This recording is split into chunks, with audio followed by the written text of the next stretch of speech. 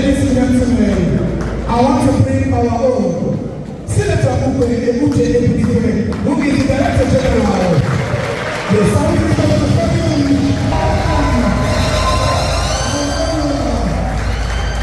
The Governor of Enugu State, being represented by one of the youngest deputy governors in Africa, His Excellency Barrister Dr.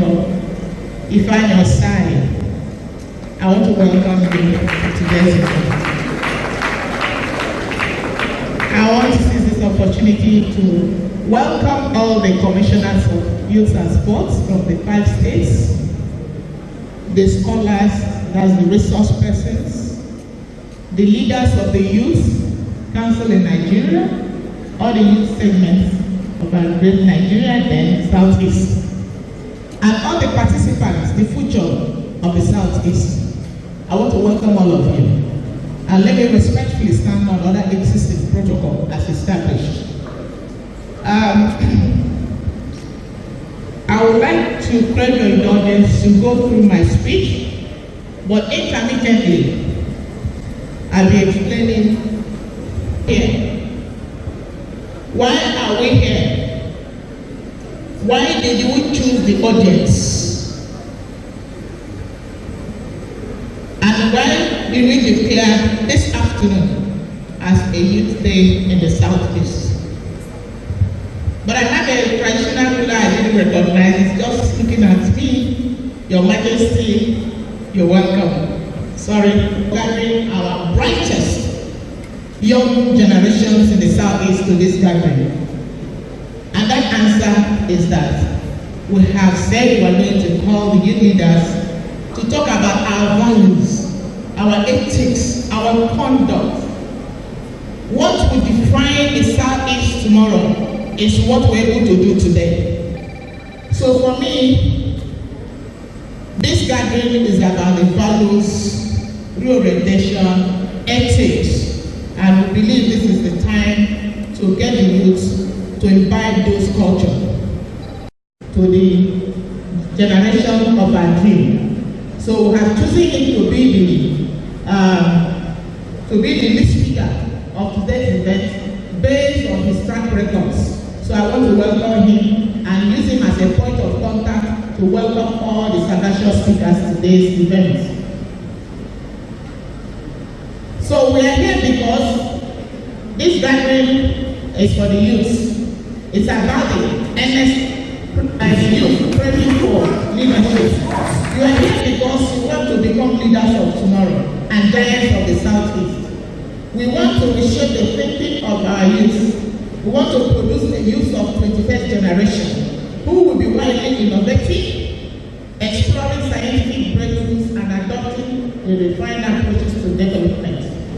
That is the kind of youth that we want today in the Southeast. We want the youth that can replace the huge presence of our present day individuals of distinguished quality people like Senator Inyinaya Maribe, Senator Pius Anim, and other notable personalities who were trailblazers as young people and are still breaking ground in their space of operations. We have large shoes to fill in the Southeast, and today is the day we will produce the youth that will achieve that in the near future. We want youth that can fuel the inspiration of Governor Mbam of Enugu State, who is a youth and who inspires all the youth in the Southeast. We want youth that can fit into the shoes of Governor of Ebonyi State, who is a youth, and I believe most of you should aspire to emulate and become like the Governor of Ebonyi State. We all are assembled here in varied capacities.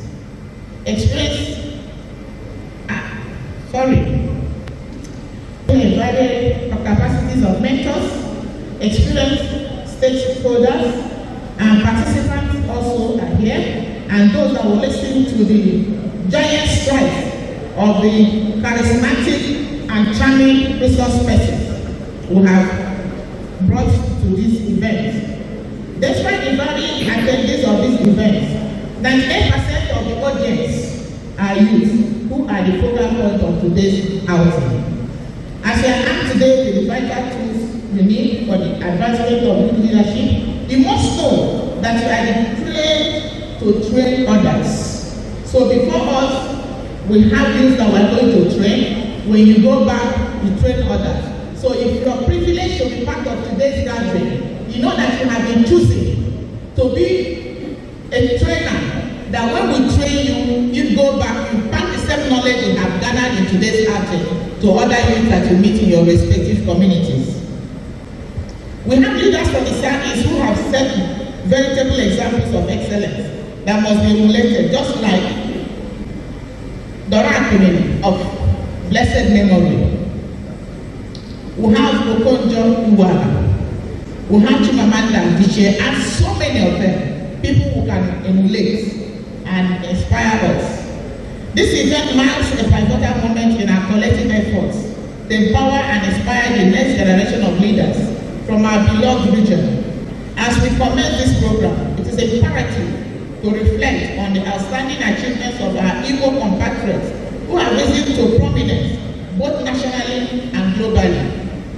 Our history is adorned with luminaries who have not only excelled in their respective fields, but also left an indelible mark on humanity. Consider the towering intellect of Professor Chinua Achebe, whose seminal work, Things Fall Apart, remains a cornerstone of African literature, challenging stereotypes and enriching global discourse on culture and identity. Let us reflect on the visionary leadership of Alex Okwueme, an architect of many developmental policies, whose tenure as Nigeria's vice president was marked by a steadfast dedication to national unity and socio-economic development. Let us equally remember our famous Zik of Africa started as a youth and went on to become an unforgettable statesman of patriotic feats. Do we talk about Chimamanda Ngozi Adichie, an author who began as a youth and is now a renowned best-selling author globally? And she has received several degrees from universities like Johns Hopkins University and others. The daughter of lecturer Akinwumi today, Ijeoma Akinwumi, has redefined the trajectory of NAFDAC by recently elected as the board member at Harvard Kennedy School. Please clap for them. Example of what good mentorship can produce in our youth. And this is one of the reasons why we have gathered today. The governor of Enugu State, Mr. Peter Mbam, began as an industrious youth and rose to the peak of his career as an oil magnate before he decided to serve the state as governor of the state. And today, you can see the result. When the youth is on top, you can imagine what the result will be. Then you can imagine what the governor of Ebonyi State is doing today, who rose to become the speaker, two-term speaker of Ebonyi State Assembly, and today he's sitting as #1 citizen of Ebonyi, and you can see what is going on in Ebonyi State. The current group managing director of Zenith Bank, Adoro Umoji, is a youth, the CEO of Zenith Bank. And you can imagine a young woman at that age being #1 citizen, #1 person, the #1 customer, the #1 developer of Zenith Bank. That she's an inspiration to the youth.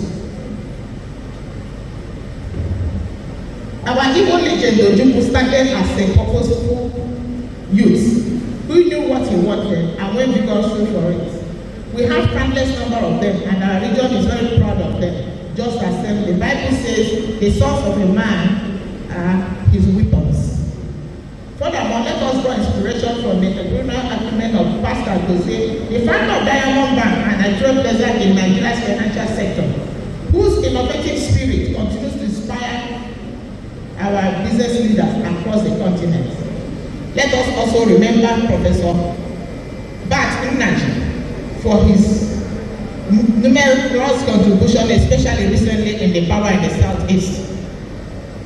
Herbert Innocent, the owner of Innocent Group, whose commitment to industrialization and local manufacturing has not only transformed the innovative industry but also contributed significantly to Nigeria's economic growth.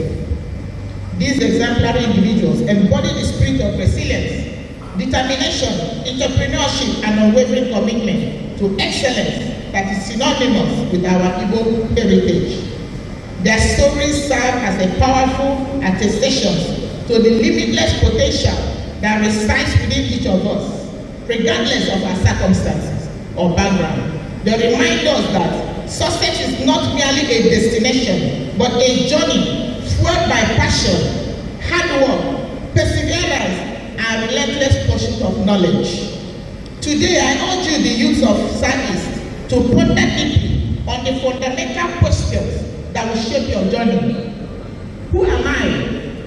What impact do I wish to make in the society, especially in the Southeast?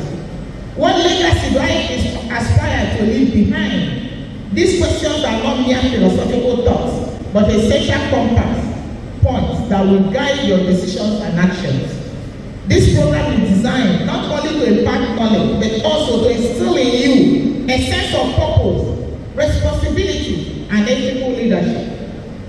Each of you sits attentively, poised to absorb the wisdom shared by our speakers and resource persons today. Yes, I must tell you that mere listening does not ensure transformation. The words you hear today will not become effective in your life unless you actively decide to imbibe these words into the fabric of your lives. That is when true change begins. To realize your fullest potentials, you must shift your focus from recounting past stories of hardships and negative occurrences in your life to strategizing on how to overcome them. Ask yourselves, what actions will elevate me from adversity? This is the pivotal question to ask. It does not matter the family you hail from, whether rich or poor. Each of you has the power to carve your own path and shape your own destiny and your own future. Success is not predetermined by your background, but by your determination and actions. You must recognize that on the path to success, setbacks are inevitable. You will stumble many times. However, each stumble must be met with unwavering resolve to rise and again and again. Challenges will test you repeatedly, but persistence guarantees triumph. Job interviews may yield rejections, yet persistence brings opportunities. Initiating businesses will invite errors, but learning from them fosters your growth. Remember, mistakes don't define your essence or who you are. Rather, it is the substance within your dreams, aspirations, and resilience that defines who you are. Life transcends outward appearances. It is defined not by stature or beauty, but by the richness within. What dreams propel you forward? What passions ignite your soul? You are uniquely yourself. Resist the urge to conform to others' expectations or be negatively influenced by them, especially those around you. Embrace your individuality and forge ahead with purpose. Your journey is not a race against others, but a personal quest for self-realization and fulfillment. It is incumbent upon you to challenge and dispel the stereotypes that threaten to overshadow the aspirations of many youth in our nation. It is not the misguided few involved in internet fraud, cultism, or other vices who will inherit the mantle of leadership from our distinguished Igbo compatriots. Never. Who have risen to prominence both nationally and globally. Rather, it is you, the diligent Southeast youth, the ambitious Southeast youth, and the morally upright Southeast East, who will rise to the occasion and seize the opportunity that awaits you. You are the architects of your own future, tasked with shaping a society that values integrity, innovation, and inclusive growth. Taking charge of issues that affect economic growth should be fundamental duty of the youth. The Southeast for some time now has been hampered by unjustified and illegitimate curfews, severely impacting productivity and business operations in the different states. Consequently, these disruptions have significantly harmed the GDP of our state and overall effectiveness of our economy upon all the efforts of the governors. Yet, it's still ongoing. It is crucial to remember that no criminal organization can surpass the power of our youth. It's not possible. No matter the number, no matter how big they are, no matter how strong they are, they can never be stronger than our youth. If our youth are determined to wipe them out, it's not possible. And there's no community in the southeast that cannot boast of less than 10,000 youths. Why would 10,000 youths be there and your community is being ravaged by criminals? Why? So you have to sit up and help to protect your own environment. This program has been meticulously designed to enrich you, our youth leaders, with the knowledge and insights necessary to navigate the complexities of leadership of the 21st century. Throughout the sessions planned for this program, you will have the privilege of engaging with the seasoned resource persons that have gathered here and the esteemed experts who will impart invaluable wisdom and practical insights. Seize this opportunity to learn, to network, and to forge meaningful connections that will propel you forward on your journey to success. Embrace the values of integrity, hard work, resilience, and ethical leadership as guiding principles that will anchor your decisions and actions in the years to come. The youth hold a special place in our society, especially our Southeast Nigerians, as they embody the future generation upon whom our legacies and success of our initiatives are depend on. Their proactive engagement and responsibilities, embracing challenging roles and active involvement in critical societal matters are crucial to our collective progress and prosperity as a region. The Southeast Governors Forum Secretariat is committed to new leadership development and value orientation, underscores the necessity to address barriers hindering their full participation in societal matters and development. By equipping the youth with essential values and leadership skills, we empower them to navigate challenges with resilience and integrity. Their dynamism and innovation are vital in driving progressive change across the aspiring leaders from across our region for this pivotal event. I want to also appreciate the active NGO for giving us all the support to hold this youth forum today. This NGO has supported us so immeasurably. I want to thank them very specially. Then why are we here? What is the purpose for the gathering of these sagacious and industrious youths? One, you're seeing Senator Karibe in our midst. And I'm sure every one of you knows who Senator Karibe is. And why the choice of Karibe today? Because this is the time we need our youth to conduct themselves in such a manner that they will become an inspiration, they become a referring point of our economy, modernizing our data systems and introducing effective solutions.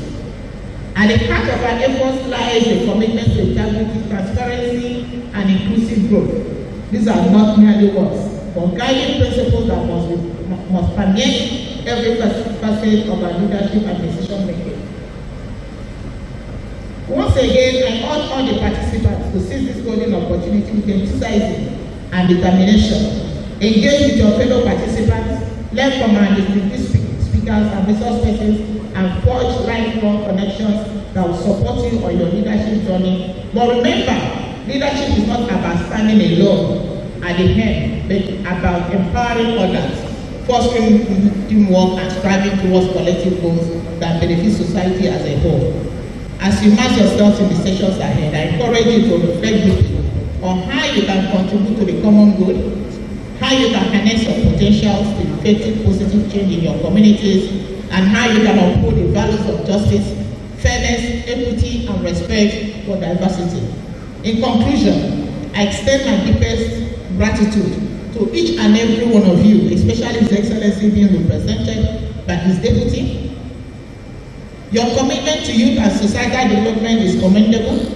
I am confident that together we will build a Southeast region that is inclusive, that is innovative, and resilient, drawing inspiration from the strength and resilience of our predecessors who laid the foundation upon which we stand today. Guided by the wisdom of our elders and aspirations of our youth, we will chart a course towards a future filled with progress and prosperity. May this program be a catalyst for positive change in your life and our communities. May it inspire you to lead with integrity, to champion justice, and to embody the values of service and sacrifice. So having said that, Your Excellency, distinguished audience, I've enumerated why we are here, and I have sought the support of the youth to listen to our resource persons. At this point, I want to crave the indulgence of the audience and seek the leave of the MC to invite His Excellency, the Governor of Enugu State, being represented by one of the youngest deputy governors in the Southeast, to Distinguished Senator Uche Ekunife, they for a very wonderful speech and for midwifing the process that led to where we are. I want to recognize our own brother and leader, Senator Enina Barime, who is back to Enugu. I saw him in Enugu about 2 weeks ago and he's back. So welcome. When I came in, I saw Professor Odenta, I saw Mr. Ikene Liaka, and a couple of other resource persons. We are all welcome. I'm not, of course, forgetting His Royal Highness Igwe Imaugu, who is here giving us his royal blessing and guidance. The commissioners for youth, I left you last, not because I did not.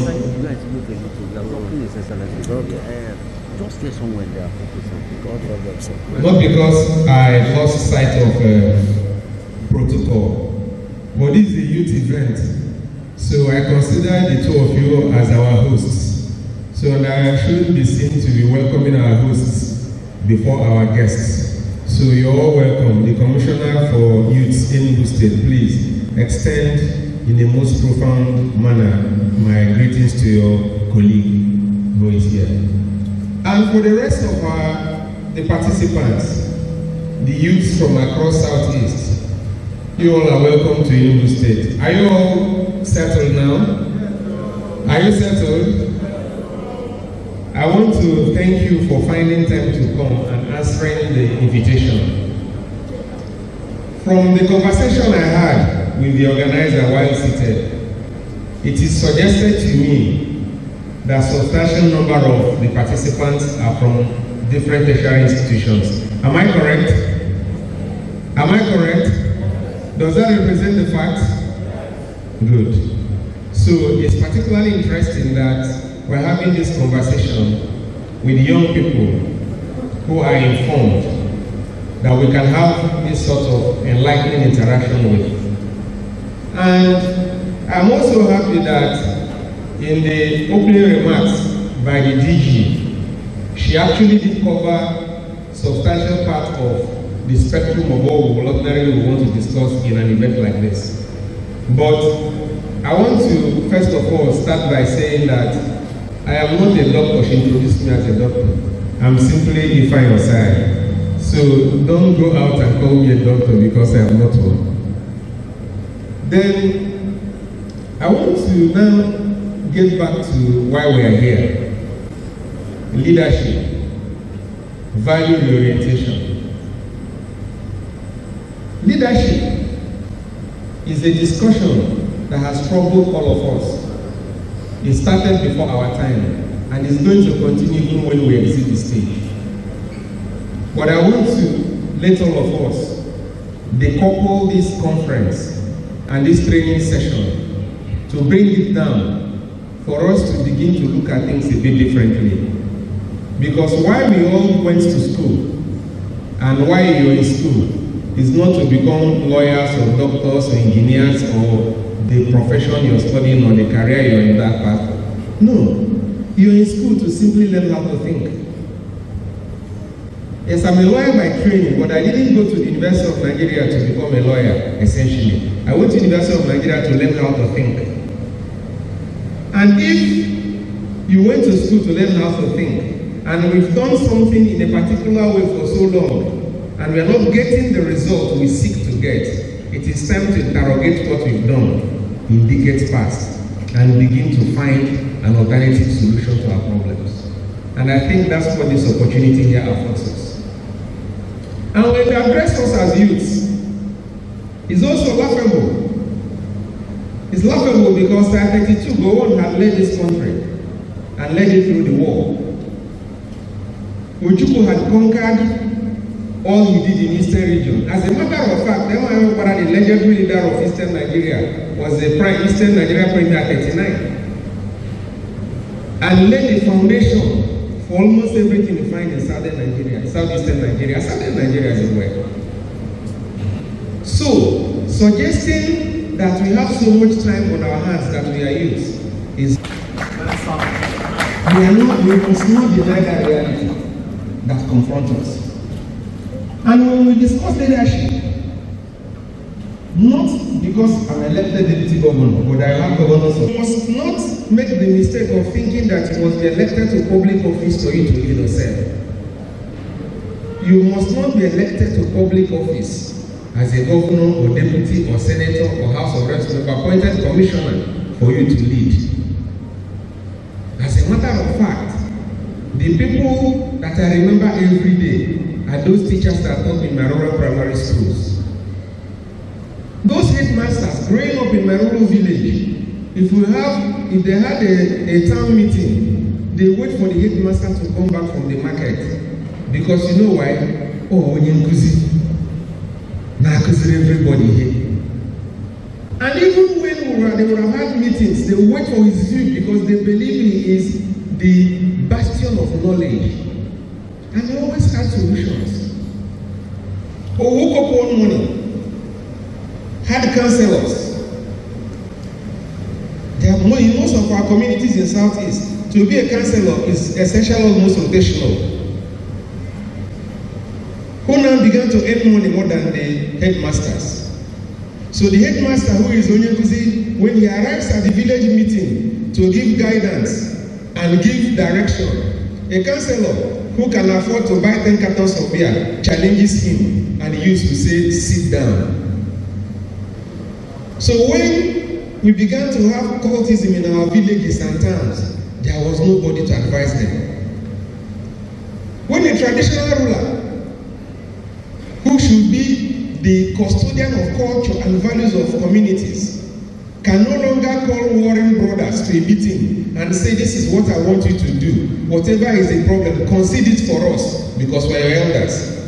And they will say, oh, this traditional ruler who came here in a motorcycle that we should listen to, when we've packed SUV vehicles around and they disrespect this traditional ruler. That's how we begin to lose our values.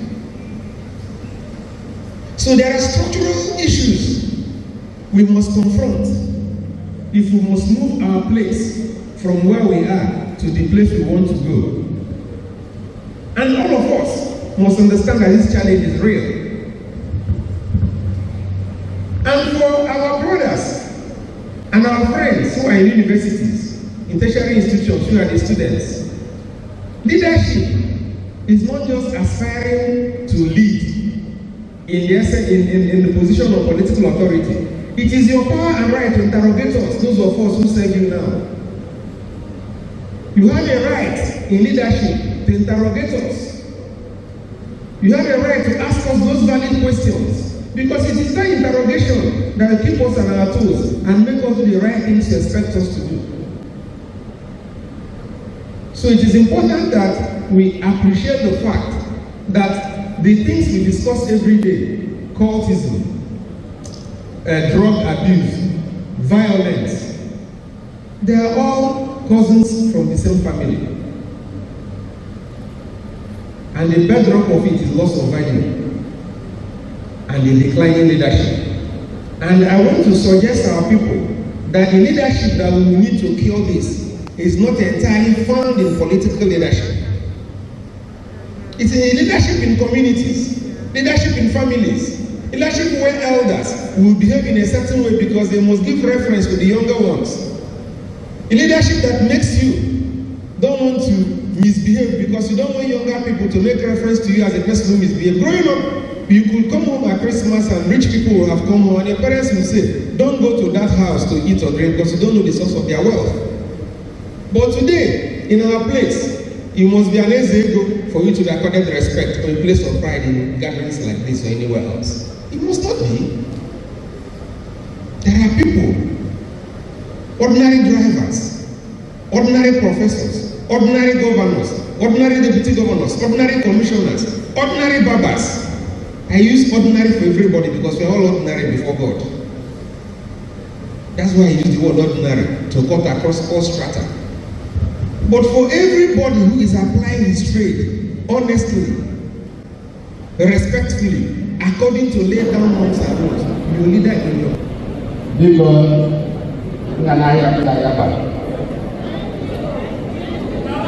maka na ya bụ ndị Igbo ife a na-eme ebe a dị ndị Igbo ihe a gwara anyị na a na-eme South East when the person agaghị akụkọ ọdịnala because of media na asụsụ Igbo tupu Igbo.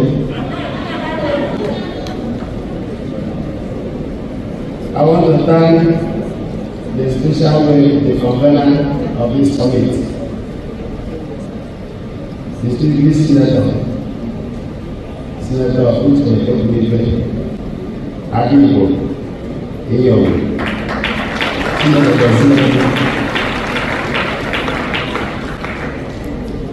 onye eze ụmụaka azụrụ ụnyaahụ zụọ taa zụọ echi.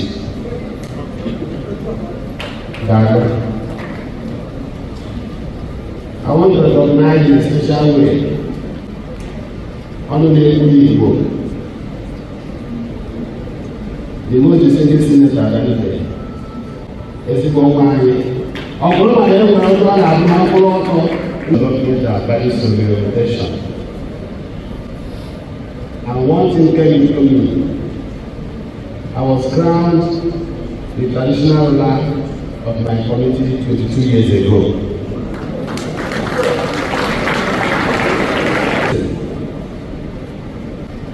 I conquered a lot of barriers because I believe it is not the destiny of any youth to be on the throne. That position is meant for the elders. But today, those who try to persuade me, to discourage me, are people praising my position. Average Igbo man is born with blue blood, destiny dynamism, conquerors and overcomers. That is the destiny of every Igbo man. An Igbo blood, being an Igbo man, being an Igbo woman, wherever you are, they believe that you cannot be there and things will not work well. I have my junior sister, married to a Bayelsa person. She lost her husband at an early age, and the elderly brother told me, well, I'm not a thought. Your sister is a people care. People know how to triumph and how to survive. It's a credit to average poor person. Look, I follow one another. I believe the governor has in mind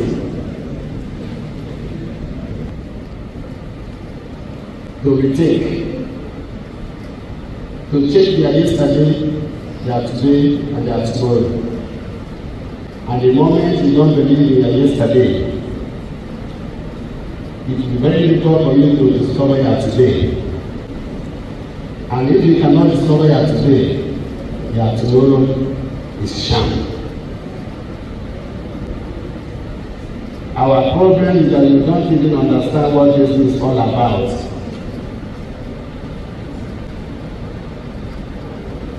I remember the word of God in Matthew chapter 5 verse 5, that blessed are the weak for they shall inherit the earth. Blessed are the meek, for they shall inherit the earth. We are all religious people. It is true that the valuation of our own tradition has brought a lot of confusion upon us. Dividing our tradition when we don't believe in ourselves. And I want to tell you, the sons and daughters of Igbo land,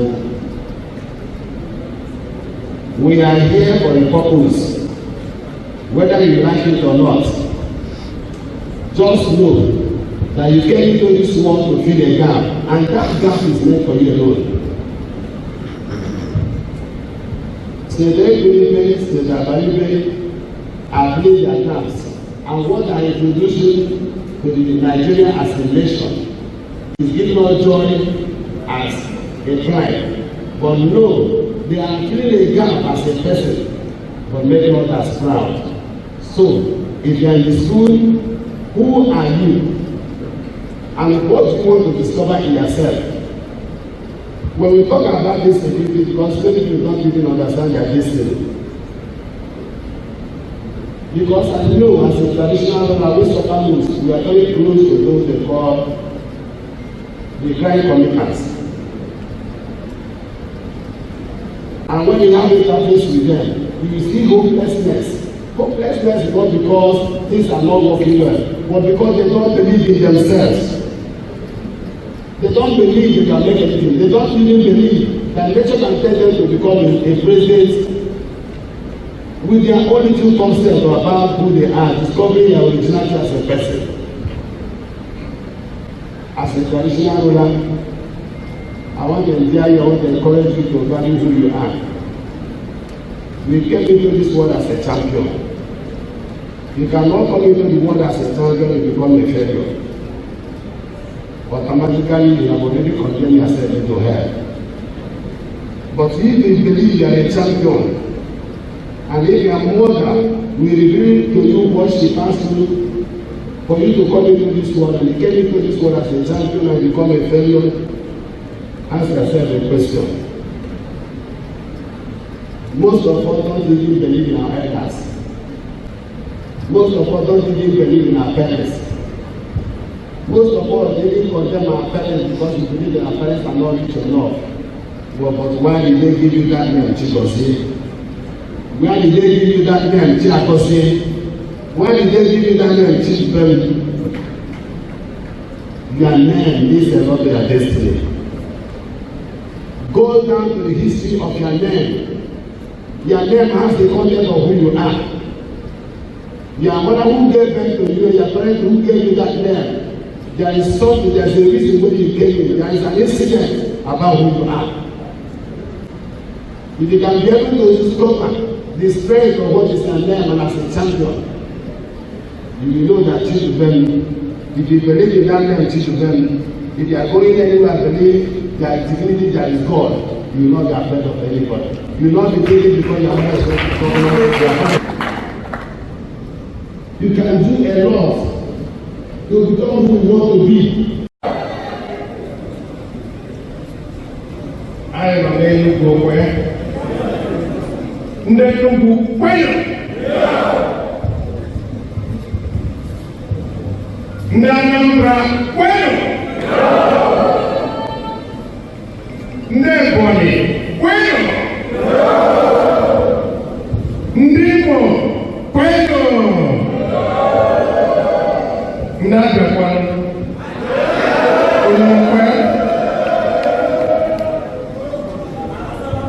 I want to thank Iyo for bringing us all here together. And I want to stand on the existing protocol. But, oh yes, we don't really, I'm taking on Jesus. Before I go into my paper, the MC who had introduced me earlier had come to make an apology to say that he was speaking in the spirit. Thank you very much for speaking in the spirit. but it was spirit now, so don't get gentle for a while. Because in 2027, there will be no vacancy in Abia State. Dr. Alex Otu will continue to support him to finish his 8 years.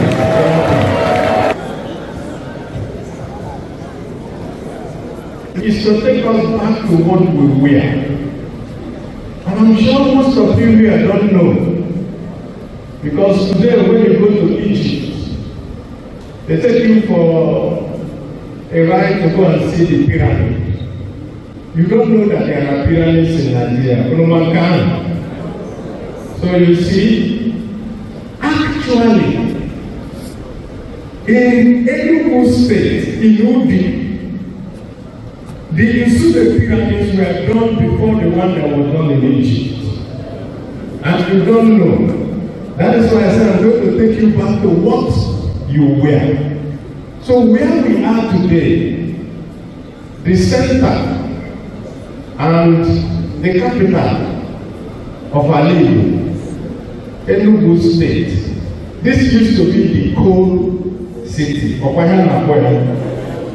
But you know why it was a coal city? Before oil, this was what was giving us power and this was what was giving us money in the whole of the eastern region. So, we have a history, all of us. And for the youth, you are the people that have to recreate our history. Onyenze had said today that people excel anywhere they find themselves. That is the essence of who you are as youths. It's interesting to know that when the deputy governor was speaking, he made mention that, that we had leaders in their 30s. Of course, from Azikiwe, to Ojukwu, to Okpara, to Chike Obi, to Chino Achebe, Akanribia, Michael Okpara, all these leaders, Oinke was a leader in his old age. They all started like you over there. And like, so you have to make your own mind. But today we have a few things that we need to talk about as youths. We think you must have to take a critical look at. First, we have lost our sense of self. Indeed, we have lost our sense of self. We no longer see ourselves as those who can do anything and who can excel. We now see ourselves as people who will continue to always complain, and of course, what does that lead us to? It leads to the fact that we now have most of us as youth who have nothing that you can give them and they will get it. What I mean by that is this is the 21st century.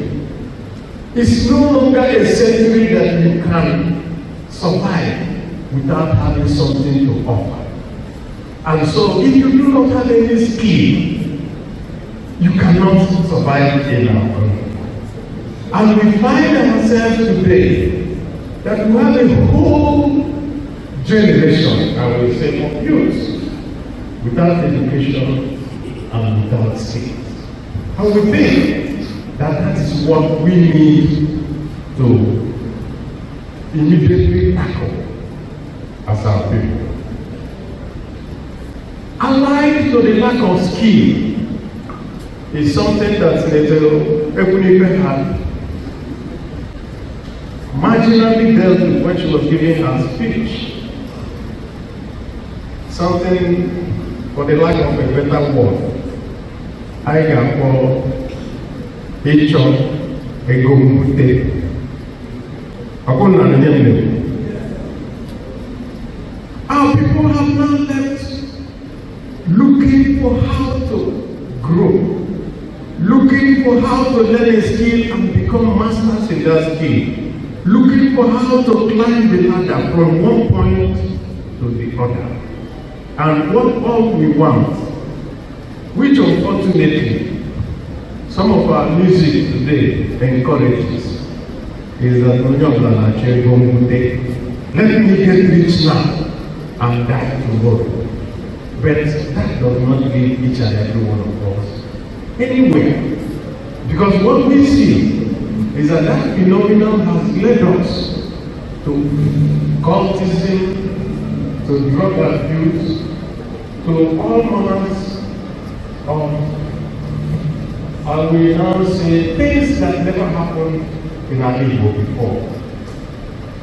Bestiality and all forms of going backwards into very fetish practices. And so that has been a big problem for our Igbo. Now, Igbo, we have been noted for helping each other. We have been noted for bringing our people together.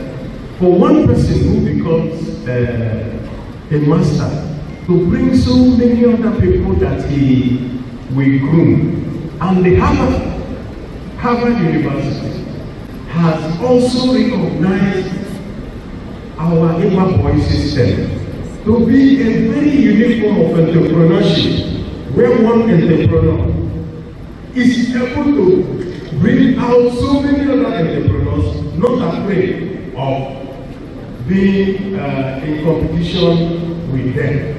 Because anywhere else in the world, people who have a skill refuse to let others know, so that there is no challenge to them. But in our ecosystem, our Igbo boy system, that has been not that. So if you have a master who is a skilled person in that, the sky is big and can contain each and every person.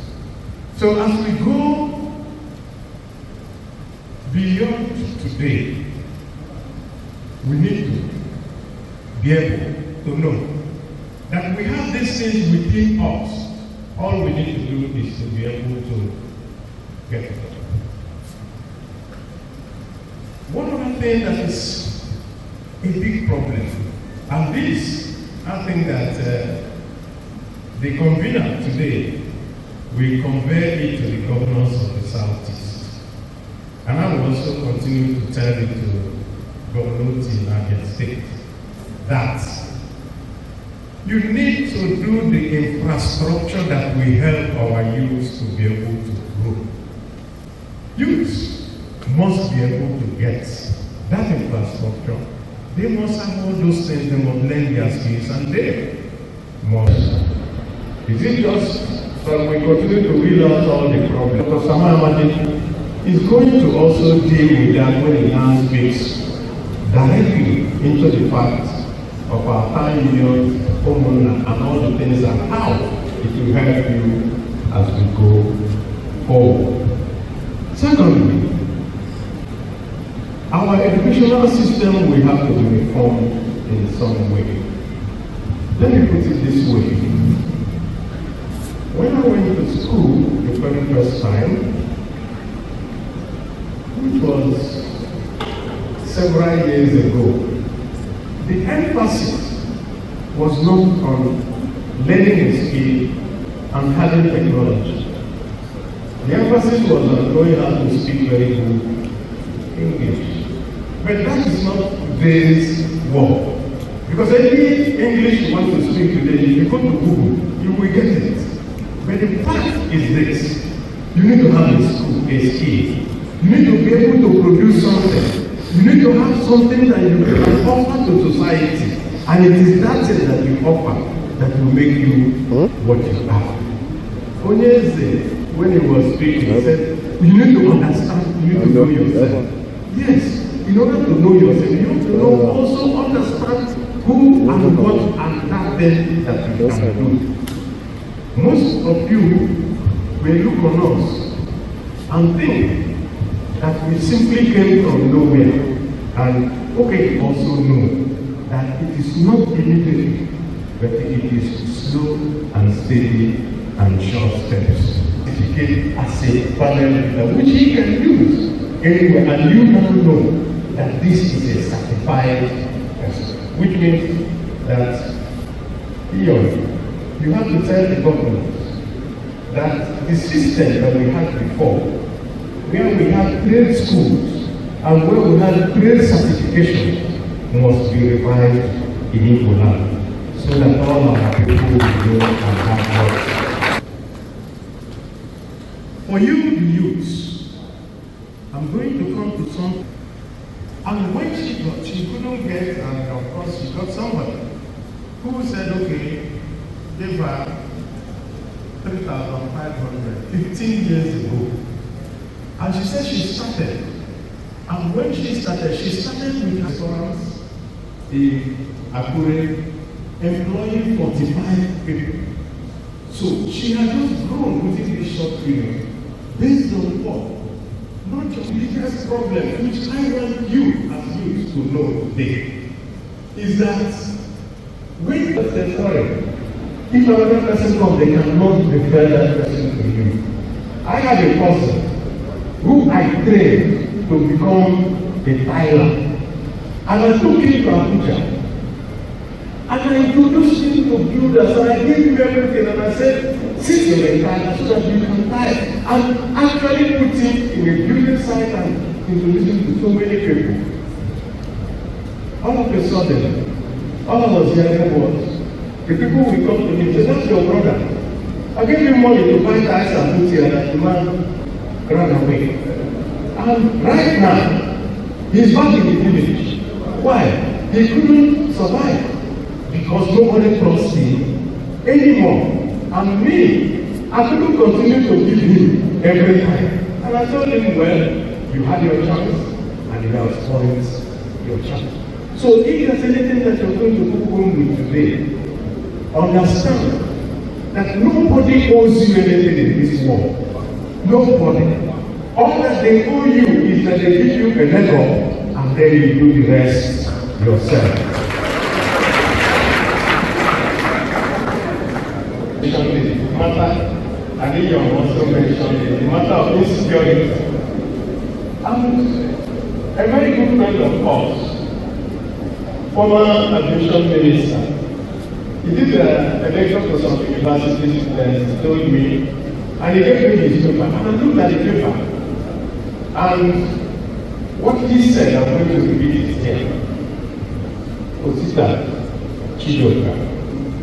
He said that one of the problems that we have as Nandi today, Nkari, Mpare, and Mmebu. Why I'm bringing it out is that it is so important as youth to understand the basis for which you are all here today. And how does he explain it? Nkari is when a group of people come together. Contrary to the Igbo spirit that says that you must consult with people and decide on where to go. You now say, this is what I want to do, because I can again. And you go ahead and do it. And of course, what you do is that you breed resentment from those people. So, if people call you as youth to say, hey, who are those people? Oh, anyone can. Therefore, let us do our own. Don't agree. Because the evil spirit is the spirit of cooperation among everyone. He went on to say, that when these people come around and now you do this party, it will lead to another party. So we have a situation in Igbo land where a few people came together and said, every Monday you must sit at home without consulting the rest of you, without consulting any one of us. Your was the empire, and because of that empire, your law made and they were using the for what? Last Monday, I was with the Namikano. I went to visit him. And he told me clearly and said, I never said they should sit at home on Monday. I have come out and said, let them not sit at home. But some people feel that I'm carrying laws. So therefore, I need it and then they will do it in order to see that no harm will know. That is not the Igbo spirit. The Igbo spirit is that the thing that you do in your area, if you kill your brother or watch, it never happens anywhere. So when some people wake up and say they want to kill each other, they want to kill people, man, that man is watch and they're not doing the right thing. And we should never follow them in that line. Finally, that I am our own people. We do not just accept anything we are told. We interrogate it, agree, and then go with it. So for you, as youth, I'm not telling you to accept anything that I've said today, but I'm telling you that as people, interrogate what you're told. Look at it and review it and then decide for yourself which way to go. And I believe that the way to go is the way of cooperation. The way to go is the way of stopping anything that will even lead to. The way to go is to make sure that each and every one of us become ambassadors for goodwill, ambassadors for good for living, and ambassadors for each and every one of our communities. I thank you all, and the expertise. And so I enjoy the fact that in your community, we've heard about the resilient spirit from His Royal Highness of Ndibo. I enjoin you to embody it, to think about it. Let us not rely on government. Let us not rely on those that have come before us. Let us learn from their experiences, sure, but let us begin to forge a path for our own selves. Thank you so much. We'll quickly invite Ambassador Innocent Nduanya, Deputy President, National Youth Council of Nigeria. Grow the youth, destroy the youth. We will not destroy, because it's time for change. Of the greatest Nigeria students, of the greatest Southeast students,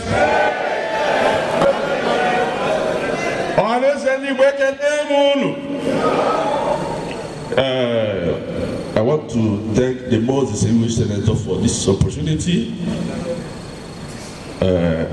for convening this program for the Igbo youth. First and foremost, I want to acknowledge the presence of His Excellency. We thank you so much. May God bless you. Whenever we go, the Right Honorable Commissioner for Youth, Ebonyi State, you are welcome, sir. The Anambra State Commissioner for Youth, the Host Commissioner for Youth, the newest Commissioner for Youth. Ovation for the most distinguished senator for this program. Because this is first of its kind in the Southeast. You know, the Southeast youth has been in the wilderness for over the years. There's no direction. We told her yesterday that, in fact, we don't know what is happening within the Southeast zone. And she appealed to us that she has come for a change. And we entrust that onto her. And we believe that she's here to do the needful. She is the gap between the Igbo youth and the governors. We are moving to the next level. And I want to propose, because this is a very significant program, we need to, make this day, today, today, the Southeast Youth Day, because it's a new dawn. Most civil senator, this is an appeal from the Igbo youth. It has started today. It's a new dawn. So we appeal to you to communicate to our governors that this day should be marked as Igbo Youth Day in the whole Southeast, and we shall always gather here to celebrate this. I want to appreciate the youth leaders, the state chairman of the National Youth Council from the 5 Southeast states, the youth leaders of our NSS, the student leaders, and the leadership of the 104 youth organization affiliated to the National Youth Council. I want to appreciate all of you. The leadership of Asatu Youth from Anambra State, I also want to appreciate you. It's a new dawn. And I want to appreciate my VP, the Vice President Southeast. He came in this morning. I want to welcome you also. The ambassador, the former ambassador, acknowledge your presence, sir. I just want to tell us that it's a new day. And all we need to do now is to support the DG Southeast Governors Forum, because she has come for the youth. And we must be ready to support her for her to succeed. Because this is just the beginning. And the only thing we owe her is our maximum support. The only thing the governors, the senators, the House of Rep, the state House of Assemblies from the Southeast, what we owe her is our maximum support. And the international donors. The Igbo youth need to be involved in this nation building. We have been in the behind. I told people, our contemporaries from the north have benefited a lot from the federal government. So many people have been given amnesty, so are giving international scholarship programs, foreign exchange programs. It is not bad every year that 100 youth or 200 youth from Southeast go to America, Canada to just spend some time and learn something. It is not a bad idea. So even an election.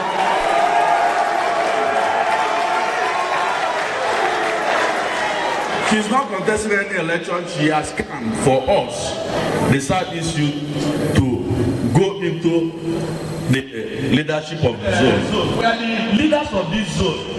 We are the leaders of, we cannot, if you don't train people, you cannot hand over to anybody.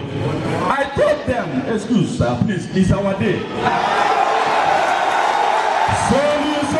Solidarity forever.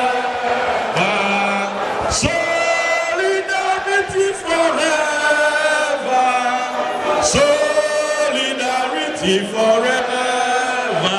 We shall always fight forward.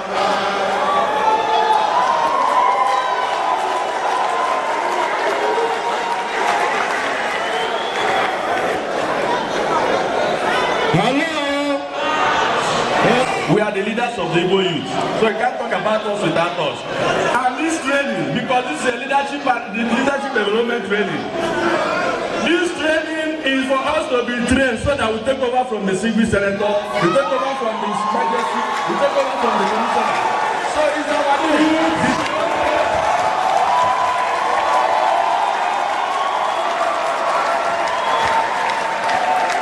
Thank you.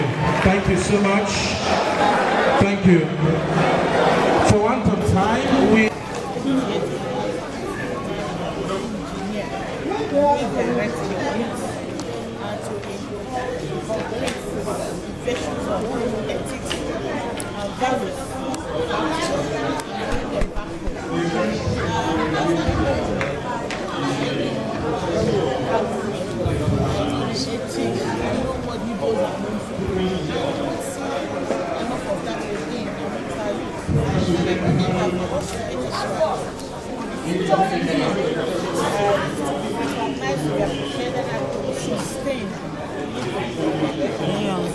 Your hand is blocking the hand.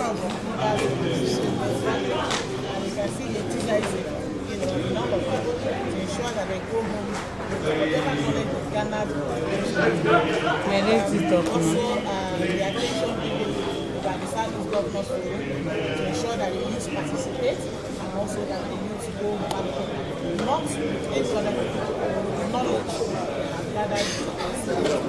Some of the discussion, there's a question that I mentioned how skill development center. I mean, they talked about the God Voice system. We know know that majority of our leaders today pass through that process, and it's no longer there. The sales ladies, the secretaries are taking over the position of apprenticeship we used to have in Maboy. But the companies are coming out with the modest money of ensuring and reintroducing it into the system by giving our children skill acquisition, empowering them through a series of grants to establish themselves and also to help them. So we're going to reform it in such a way that every youth will be left out. So the government are determined to work.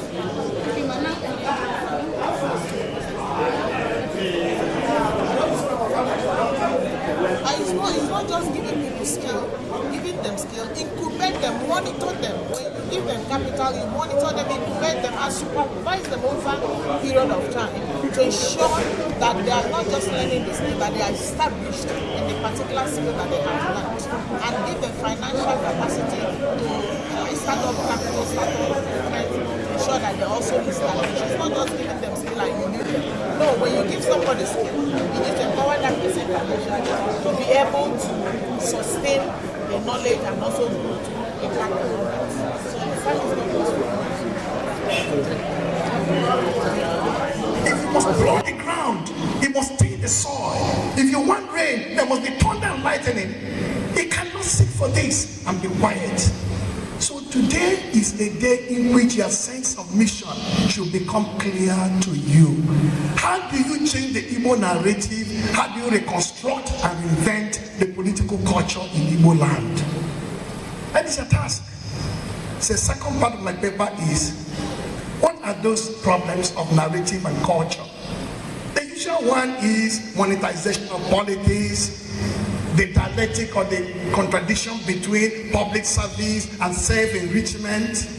Is politics a profession? Something we want to use.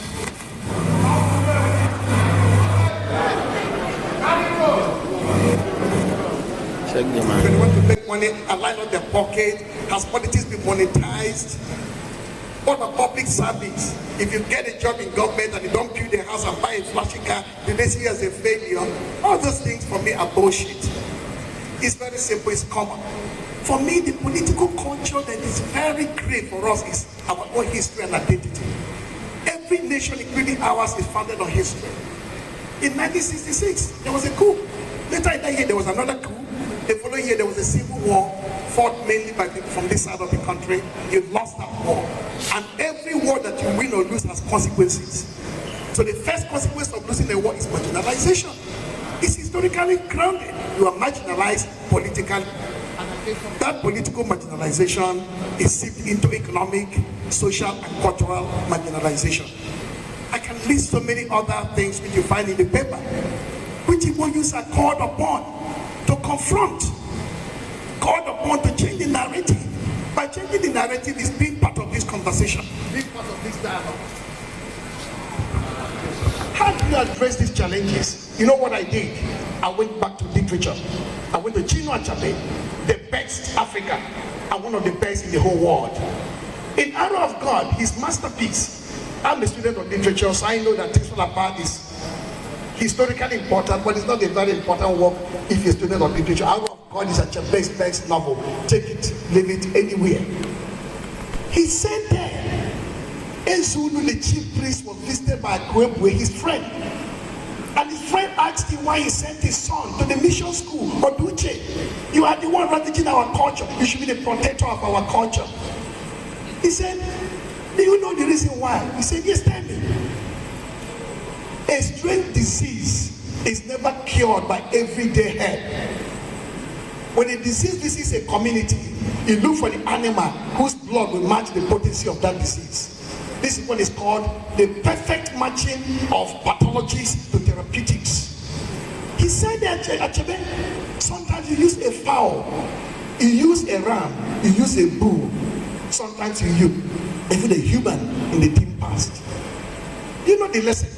The lesson is that every Igbo youth must learn which problem is it we have, which blood will match that problem. If you mismatch the blood, If you have the problem of a fowl and you use the blood of a bull, it will not work. If you have the problem of a bull, use the blood of a ram, it will not work. So you must match the blood of pathology to the blood of therapeutics. If you read the paper, it makes this very clear. I gave some examples. The first is what I call neutralist categories in Nigeria and in Igbo land. The youth must be part of this conversation. Good governance, human rights protection and observances, constitutional protection, accountability, war against corruption in Igbo land and across Nigeria, etc., etc. Human liberty, freedom of the press, and so on. Federalist categories, for example, they struggle agitation for restructuring. Sometimes you find they use jump into this bandwagon with force. No, you are dispatching the blood. Senator Baribe, Senator Boniface, these ones are called democratic intercessors. They are specially placed to intervene on behalf of society, including the youth. You use them, you petition them. You go to your governors, you go to the members of the assembly, you go to the members of the National Assembly. You tell them that restructuring is better for Igbo people. We should have to control our resources, develop at our own pace. You see how you're matching the blood. If you campaign in the street for 1,000 years, you will not accomplish it. Because to restructure the country, we need constitutional amendment out of parliament. So those who are there are the ones to lead. Their job is to follow behind them, pressure them and guide them. Number 3, I call it separatist categories. A very difficult subject in Igbo land, given what is going on. Let me tell you something you may not have known in history. No struggle for self-determination has ever succeeded without the leadership of the organized political class. The history of Soviet collapse, Czechoslovakia, anywhere, Biafra of 1967 was not led from the street.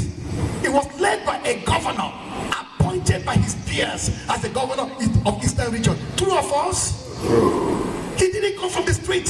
He didn't come from youth activism. He didn't come from the margin or periphery. He was in the center with the power ultimately giving him as the governor. So he used that power to mobilize the entire society to protect them from what they perceive to be a genocidal war against their survivor. That is why it is impossible for a struggle for agitation to work unless it is led by the governors, by the senators. So if they're not prepared to lead it, they don't believe in it, what the youth will do is to align with them to find out that thing that will work best. And for us in Nigeria, it's the restructured Nigerian state. Physical federalism, where we control our resources, where we control the pace of our development, where we control our destiny. That is what the youth will do. Will and great determination, building structures and cells. If you build structures and cells, develop those structures and cells, nobody can break you. The chain will become unbreakable. The chain can only break at its weakest link. But if the structure is together, like you're organized, from NANS to Youth Council to NYC to all the youth platforms, both interfaith platforms, both village youths, if you're together and you organize and mobilize in mind and in your soul, you will achieve all the objectives you set for yourself, and you will empower Igbo land, you will change the narrative, and you will invent a political culture. Thank you for listening. First of all, let me start by being very honest with us. You know, as a youth, you can trust me to be able to tell you what the truth is. Incidentally, we are building the narrative that is not right. And that is the fact that these days what you find is that a lot of Nigerian youths they know what the elders are supposed to do, but the youth does not have any idea what youth themselves are supposed to do. We know one of the issues we must deal with is the relationship with our leaders and the relationship with our elders. Makanandi Igbo na-atụ ilu si na nwata kwọcha aka. Ịma na nkata ụmụnne ka anyị bịara ịkpata ata. Unu ma n'izu ka mma na mmiri. Honor your father and your mother so that your days may be long upon the land which the Lord gives you. You can make your points. You can make your point very respectfully, but insults, it's not solidarity. I say this to bring us to the point where I totally appreciate the lectures that was given by the keynote speakers and indeed every other person that has spoken here today. I am an Archbishop Desmond Tutu Fellow of the African Leadership Institute, and I met the late Bishop in 2012.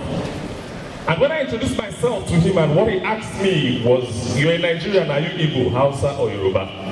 And I said, "I am Igbo." He held my hands and told me that in 1973, when he was doing his PhD in Oxford, that he had some of his classmates that are Igbo people. And they told him that their communities contributed money to send them to Oxford. And that their communities told them that whatsoever it would cost, however matter that their community was going to pay. And he asked me, where has that culture gone today? The essence of this speech is for us to remember, Cheta. The essence of this speech is for us to wake up, Teta. Now, like I said, there is a big discussion here today, and that is the concept of Japa syndrome. So let me leave that at that point. Japa is a colloquial term for an average Nigerian youth wanting to travel out of the country for whatever reason whatsoever. Remember, I said I'm experienced to discuss this matter. It is a good thing to travel out. It's a very good thing to have a wonderful experience. There are lots of benefits to it. Maybe you can argue that there are better education systems out of the country. Maybe you can argue that there are better careers and there are more career stability. Yes, it's possible. Maybe you can argue that you need to have a wonderful experience in terms of noticing or getting used to other people's culture. Wonderful. These are very good reasons why we must be out of the country. But I think that while these reasons are there, it's important that we understand what to do and how to go about it. I believe that going forward, hopefully at some point, the Secretariat of SIGGOV will probably open a mentorship desk and an advisory desk where young people that want to be out of the country can also go and seek advice on how to go about it. I've traveled quite fairly well within the continent and, in fact, fairly well around the world. And I stand here as an informed person to tell you that one of the reasons why we need to be careful when we make these decisions is that people that talk to you speak to you from the wrong premise. And if you ask a lot of people that have traveled, that have left the country, they will tell you that what they have found where they are was not what they expected when they were leaving. Particularly when you travel for the wrong reasons. Yes, some of us want to run out, because economy is very difficult, because this and that. Very good reason. But the question is, as a young person, who are you running away? Who do you want to fix the country? If you are 50 years and over here, I'm sorry to tell you that you have already done your first half. You're actually in your second half. If you're less than 50 here, I'm happy to tell you that tomorrow is for you. You are not even the leader of tomorrow, you are the leader of today. There are young people that are leading countries everywhere in the world. And the thinking is that each time we discuss leadership, everybody begins to think about that leadership is restricted to political positions. Absolutely not. We are all leaders in our rights. We lead our families, we lead our churches. And you know of this story. There's this story El Rufai, told us, the former governor of Kaduna State. He said that he had a critic in his government who was always writing. He's a young person, writing and criticizing the government every now and then. And one day, he invited him to come to the office. And when he came to the office, he asked him how he came. He said he came with a keke drive or something. And the governor gave him a lot of money to go and give the keke driver. And he came out, divided the money into three, gave the man one, and pocketed two. So some of us, we are all guilty of the same offense we are accusing them. So the person that gave one third of what he was supposed to give, the question is, if he becomes president tomorrow, will he not repeat the same thing? If he becomes governor tomorrow, will he not do the same thing? So it's not a question of government. This leadership summit calls for self-reflection. Now, the problem is, when we travel out of the country for the wrong reasons, you're likely to get involved in trafficking. You're likely to be maltreated. You're likely to be pursued everywhere else. You are likely to even take a decision and marry the wrong person.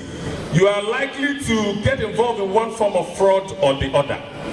And the challenge here is that, some of us, we talked about political consciousness. We also forget the fact that political consciousness starts from understanding policies and understanding numbers. The entire of Southeast, each time we have elections, produces less than 3 million votes.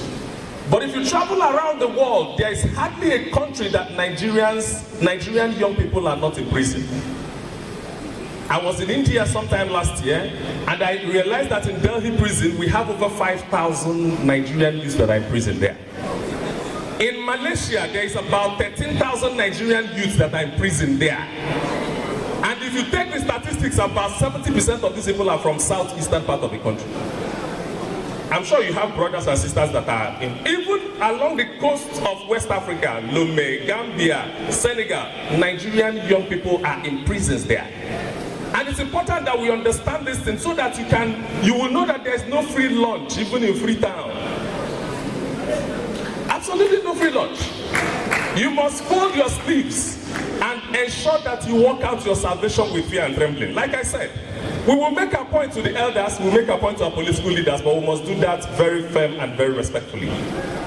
Once upon a time, a man wanted to change the world.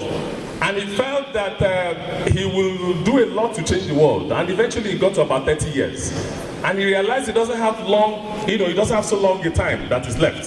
He said, okay, let him focus on changing his continent. Africa is a continent out of 7. Let him see if he can. And he eventually got to 50.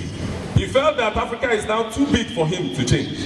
And he said, okay, let him focus on his country. Oh, Nigeria, 36 plus 1. He can change it. Eventually the man got to 80 and realized that it's impossible for him to change the world. And he advised himself and said that had he started by changing himself, first, his personal impact would have had effect on his family.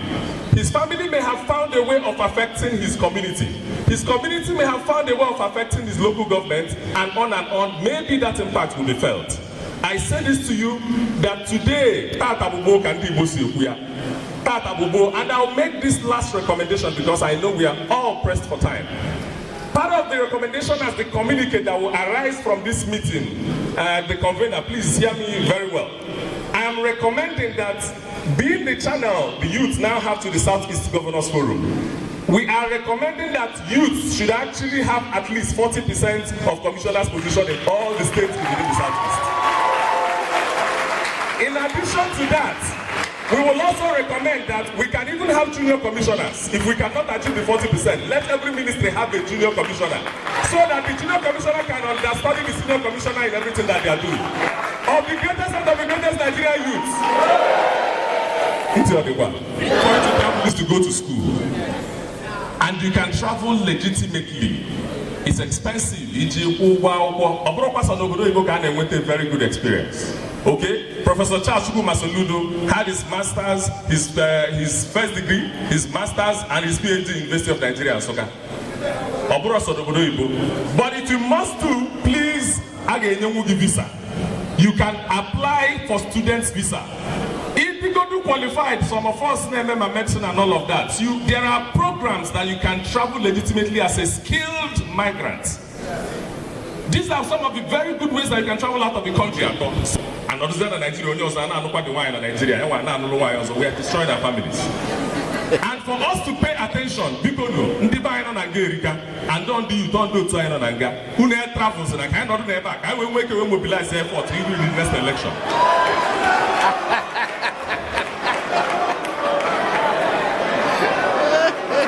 I want to say a very big thank you. I have taken quite a lot of your time.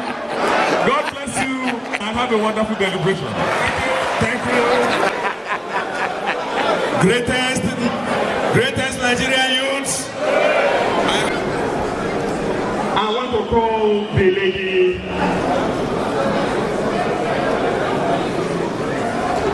building youths. Your attention, please. I am calling on a lady, Ezine Wansolo, the business and finance expert, to come and speak to us on a very germane topic that will enable all of us take something away from our experience. Of our potential and our historic heritage of being self-sustaining. So I'll start out, go over my slides. I'll try to keep within the 10-minute time frame. I'll start by giving some key global trends. So please listen carefully. So there's 69% of daily management tasks will be completely automated. 69%. 4% of water skills will be disrupted in the next 5 years. How are opportunities? Africa has 570 million internet users. There are about 570 million internet users in Africa. That's a big opportunity. Some tools that you can use. So I'll go over another one. Adaptability and flexibility.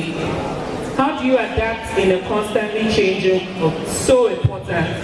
You can literally not plan for tomorrow. You literally have to be able to tweak as the days go by because we are in a constantly evolving landscape. So how do you adapt? First off is continuous learning. You have to open yourself up to learn because it's either you adapt or you don't survive in the 21st century. So it's very important to study the trends that are happening around you, pay attention to it and see how you can key into the opportunities that it also presents. You should also be able to embrace technology is key. Technology drives a lot of the things that we do in today's world. And if you're not able to key into the opportunities that technology provides, then you will not be able to survive. Networking is very important. And I want to just speak quickly on networking. Because when people hear networking, they assume that it is networking to meet people higher up. I somehow disagree. I think you can network up and network sideways. As you've been curated to attend this event, you should try to network with other people in different states. You'll be very amazed by what people are doing, your peers are doing. So it's very important to constantly put yourself out there and relate with your peers as well as people that you look up to. Developing soft skills is also very critical. Critical thinking skills, emotional intelligence, these are the things that will define people who would survive in the 21st century and people who wouldn't. As I gave some stats earlier, AI is taking over a lot of jobs. So having soft skills is what will define you from a robot that is going to be taking a lot of these opportunities. So I'll give a case study of how you can adapt in a constantly changing world. Let's take, for example, Obinna, a 22-year-old graduate in mass comm in the University of Nsukka. Obinna aspires to get a remote job in tech. He wants to earn in foreign currency. He faces a constantly changing job environment and he requires to upskill. So what did Obinna do to adapt to a constantly changing world? He was continuously learning and upskilling. There's so many free resources and paid resources available online that you can learn any type of skill that you want. So he took advantage of that. He developed soft skills. He networked appropriately and he got mentorship. He explored freelancing and remote work. You don't have to jump back to get opportunities abroad. You can be right in the comfort of your home and have employment that will be paying you in USD. You just need to have access to the internet and research and you will find opportunities.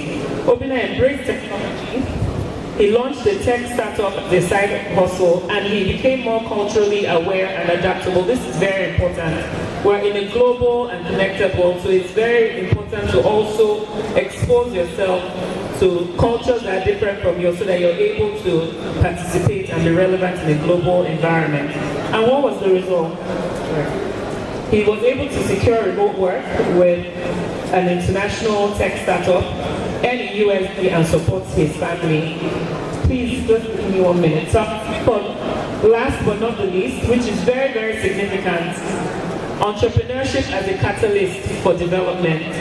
This is important subject to me because Igbo heritage is entrepreneurship, and this skill set would not, it would be possible to talk about skills without entrepreneurship.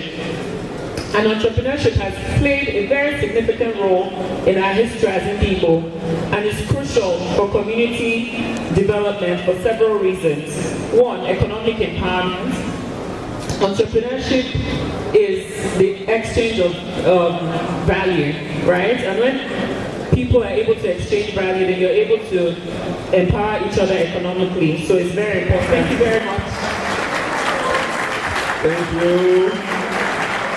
We'll be all for it for the entire program. Thank you for your kind. May we appreciate the panel so much. May we appreciate the panel. In the second segment, so we'll be here. As we're waiting for him to come up, we'd like to welcome warmly to the stage Professor Pius Vincent Chukwubikem Okoye.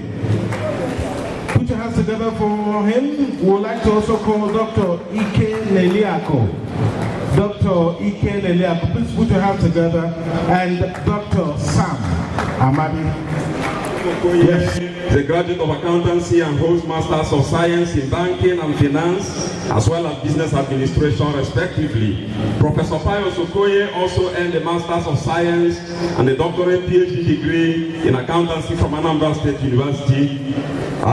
We have a whole lot of credentials on him, but Professor Pius Okoye lectures at Nnamdi Azikiwe University, Oka, where he is currently serving as the Dean, Faculty of Management Sciences. He has held various university academic positions. Please, a round of applause for him. I'm no more seeing my distinguished senator. You see, whenever I see Senator Abadi there, I will be on TV, I will be imagining a very, very big and fat being. But today, thank God, Prince Young, that made it possible for me to see him live today. And before I proceed, as is customary, I'm from the academy. I want to let you know that the very first speaker taught me English in 1987. Professor Denta Denta is my teacher. Well, don't expect me to speak like him. Accidentally or incidentally, I'm speaking on another area that will force me, because we are talking about values, but I'm talking about, I choose to talk about ethics and Igbo value reorientation. That means I will be speaking Igbo. So what you are going to get from me is not English like from him. You are going to get Igbo. I don't know if that is okay by us. Yes, that's the way I want to go. I want to go about the discussion, because on our last video you go for hanging in like I come I don't know, man. No, you guys will guys. So we are going to make a mixture of the two. In Africa, and then in the objective. That's objectivity. And the trustworthy. And when you get the pro, you can make a budget. Will I will he go to the senator? Well, 1 year, 1 few. Budget on your car, budget on your car, budget on your car. And you say, go to the potato or I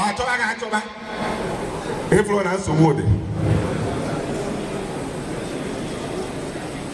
Honesty. And I say I know you, when I say I know you, want to see what to be an so be an Igbo. It's more good money, and it remain in a time. Come on, I'm money and go money. And it remain in a time. And it remain by me and say, I'm back. Njebani me make call. Come on, me in a poor. Now, I need one Igbo. What are the Igbo values? What are the things similar didn't see? Stop walking up and down. Nsana. Cambido, operating today, if the paper, if you don't have to because I'm not giving it as a lecture, a bit. Now, I won't need a song, so you basalo bala. That's why I want you woman as no blotch. As no gap, people never to say an Igbo. Every Monday, and I come mad on Ebro. I can't remember any Monday, Ebro mother. Ebro number, hey, Guinea name. We need to cleanse our land. In the probably the close to the village. I grew up in the village, my primary school village before I never see KC on it. Now, every year I abandoned I saw more. Obanina Hana cost guns away here and there. Can you man? contributed to it. Echekwa na ihe a niile ka ọ tajiwara na university. Nchọrọ ihe adị na mma ịbịa like I don't know other states but ịbịa n'ọka kịta kọọtụ adịghị na university ebe kọọtụ dịziwo na town. Ibu ndị na-akwabero ha nọ na kọọtụ. Ibu ndị na-ebu ibu ha nọ na kọọtụ. Egbuo mmadụ ebe a na-egbuo mmadụ ebe a ị na-anụ doses onye etu a ka anyị ga-esi wee mee ihe nwa. Kedu ebe anyị na-aga? Ndị Igbo nwere ome naanị o nwere ka ndị Igbo si eme ihe ha o nwere ihe eji mara ndị Igbo ka m gwa gị eziokwu ndị otu unu ndị dị many of you ka ndị young akụzigo na university. This is my 31st year teaching in the university. Yes, 31 years. Now, no wait, I want to pay back. Just wait a minute. Ndị unu ka mmalụ ndị bọbọ ndị a na-agụ egwu ma ndị na kedu nke agbara agwụ ụbọchị ya na-anụ nwaada anyị nwaanyị unu anụrụ ihe o kwuru? Ọ dịghị isi ịnụ nwaanyị Igbo ịnụ nwaanyị onye Igbo asabụrụ na Katsina. I can tell you, take it to the bank. Onye Hausa gwara m ikwe nwaanyị Igbo n'aka ikwe n'aka ijiri aka ị gaghị akwọ ya akwọ maka na ọ bụ ekwere onye ọcha n'aka. Nwaanyị Igbo, yes, they value our women, they value them, they value us. We are the ones that don't even value ourselves. Again, we kill ourselves for nothing. If you're a family, then what is happening? Familyhood. I can order. O nwere ụbọchị nchọrọ iji ọla nwapụ ofu onye agba nwatakịrị nwaanyị ụfụ na-achara eji ụmụ ya. Oh yes. Nsị a na nnụ ka ịtara chọma again ọnụ mmere anọ one word si ọnụ again ma mapụtaghị ọzọ ma na-aba m na mba m abụrụ ya nghọta ya asa ma na m aba m abụrụ Chukwu bụ ike m eji ọla nwapụ ya ese na gbamgbam ọ dịka ọma ihe na m serious about it or what break. Insulting your own mother and you want to progress. You disobey your father and you want to make progress. Mbana. Ọ bụrụ na o kwutebere ihe gbakịta okwucha esi ada dị ọ na ihe ikwuru na ịnụkwara ihe kwuru ọ na ọkụ nke a ọ ga-ege gị ntị. But don't confront him. He's an effrontery. Ọ na-ekwu mba. It's not done. Ọ bụrụ omenala anyị. Ọ bụrụ omen ndị Igbo. That's why ịbịa n'ugwu Hausa ịfụ ha onye nke akpọrọ onye nke a odowetu osikpogo onye nke a etu ndị ugwu si eme onye nke akpọdo onye nke a tie ebe onye nke akpọdo ịnwa anwa onye ahụ gbajere ya isi ga adị na enyi nwoke ha friends from that side enwere ndị very close ones from flag enwere nke ọ sịghị na ime efochi onwe ihe ga-eme n'ifolichi. You will not wait tomorrow to tell the story. No, not at all. Kedu ihe na-eme anyị? Ndị America blue girl n'iru before.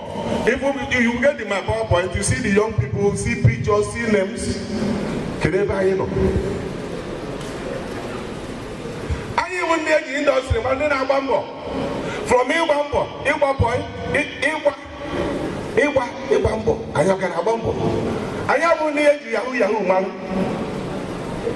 Anyị abụ ndị eji 419 mmanụ mba. Ọ bịara abịa na Igbo. Ndị Igbo bụ ndị na-agba mbọ onye itielu n'ọrụ ịchọ ka ihe ga-aga itinye onye Igbo ebe ahụ. So, kedu the way forward? Kedu ka anyị esi na-achịghị azụ n'ihe eji mara ndị Igbo? Values ndị Igbo ji ikwu eziokwu onye echiri echi asị na-akarịa mma niile mana o nwere mma ọ dị invisible ọ masị asị asị gị nọ ichie na ihe ọgwa gị etu ahụ ka ọ dị ọ ka dị etu ahụ taa. Anyị ọka bere ibu na-alụọ n'anwụ erie na ndo anyị ọka kwere na ya. These are the youths anyị ga-eteki over. Ndị be anyị ọ dịgo ya ha etu a n'ọnụ maka na ekwuru na anyị na-eke ibu to time anyị na-erespect time. Daalụ. Let's celebrate Prof. Beta, fellow African Public Relations Association, fellow this, fellow that. In the private sector, Dr. Neliako is the founding Vice President / CEO, ABC Shelters. Ladies and gentlemen, let's celebrate Dr. Neliako, PhD. You're welcome, sir. Dalurinne. Ndiba ekene munu. Maro no beba. Ni wekene munu. Zono, Zanin Kwetlunu, Dalo, Nanibo DG, Southeast Governors Forum, Dalo, Pohineme, Mbagam Biaku. I prepare so well to speak to Umunem, because I believe that now, behind the woman can be helpful.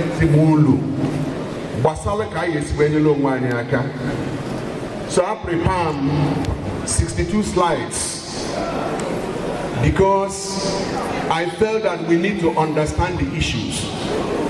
But of course, Unawago, since so toto, Kununo, and you Nukana Chakwa, and Ubulu Nukada intact.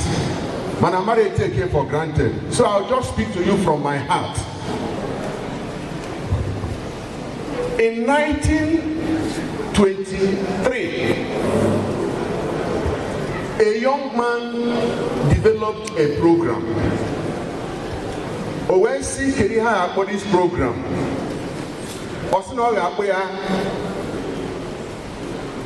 Insensitivity of the mind work, which means he wanted to make sure that there is a way to take over the minds of people and then direct them to go the way you want them to go.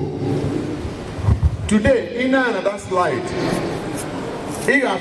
our Mondays have become like a crime scene. In on the other side, that's how a crime scene looks like. Nobody goes in, nobody goes out.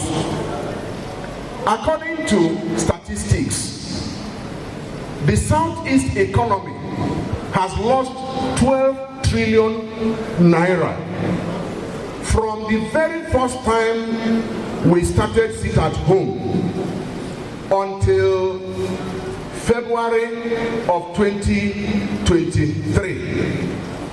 I don't have the figures from 2023 to the present date. Now, we expect people to take us seriously. There are 7 things that I have identified. Igbo youths. And I'll mention the 7 of them.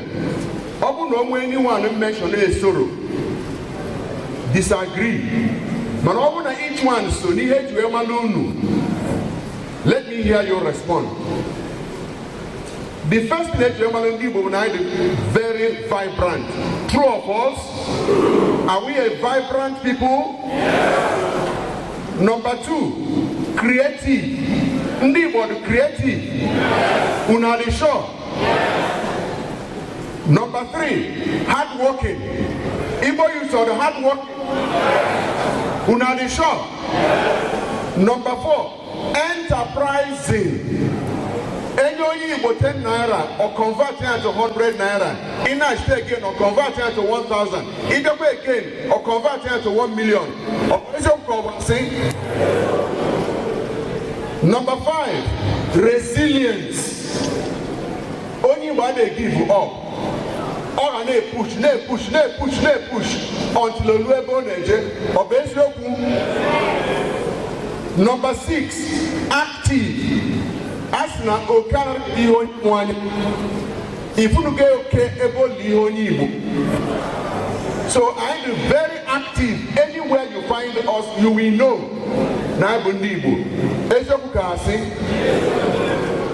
And then the last one, we are very dynamic. When we come to an environment, we look at the situation, we look at the scenario, we make changes to fit into that. Did we see it demonstrated here? Each person here is supposed to speak for 1 hour, but we converted it, giving the leadership of the DG. That is what dynamism means. I then come to the second issue.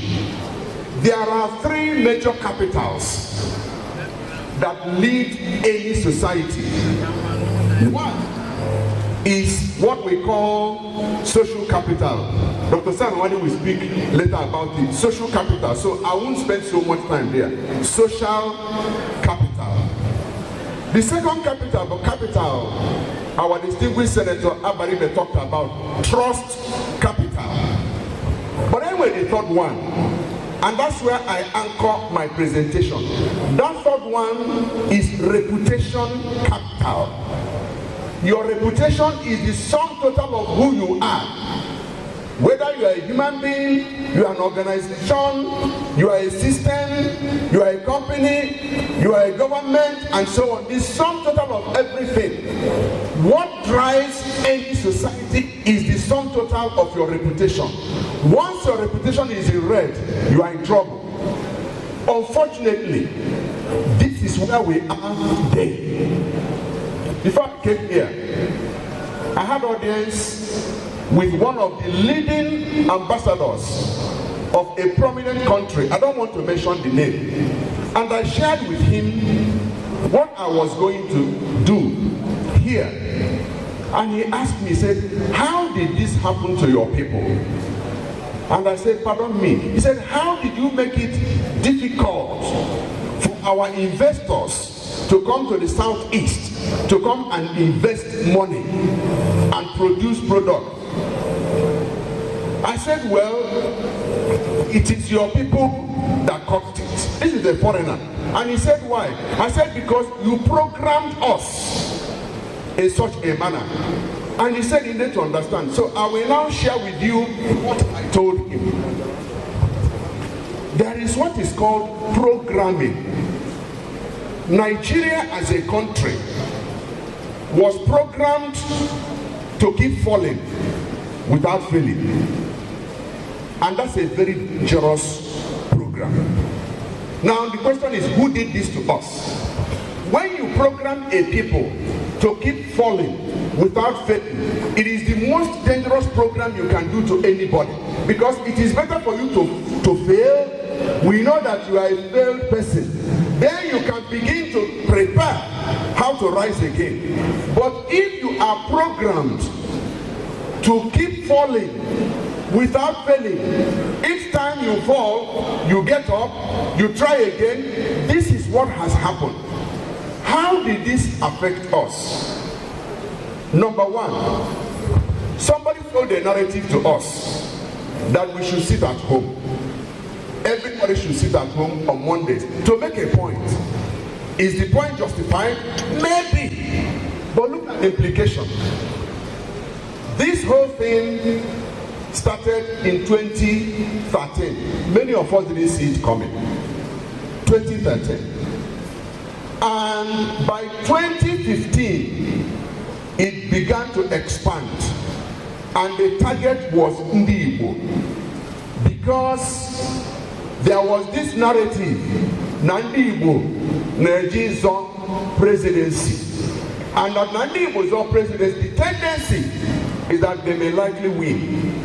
By 2017, when we had 50 years of Biafra, it ought to have been what? A jubilee, a turnaround for us. But that was when the main issue began to happen. Some of us, by reason of our position, know exactly where it was hatched, how it was hatched. And unfortunately, it was sold to our people. And then we began to do all the things that we began to do, now leading to sit at home. Such that by 2019, 2020, we have been blackmailed as a people that the British had said in 1920 that we are very difficult people to work with. And that's the narrative. Now, when programs are designed in such a way, you may not understand where it is going. But what normally happens is what we call mass action. Programs work with your sentiments, what you have in mind, that thing you want to be given. They pre-design it and give it back to you. That's what happened to us. But unfortunately, we didn't know. And we embraced it hook, line, and sinker. And we simply walked into the intentions of those who prepared our Southeast to be in the state that we are today.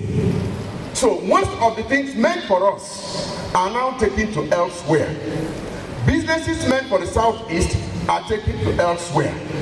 The economy of the Southeast is going down, while other people's economy is going up. Even something as simple as hospitality and movie industry, now they go to other places to go and shoot their movies.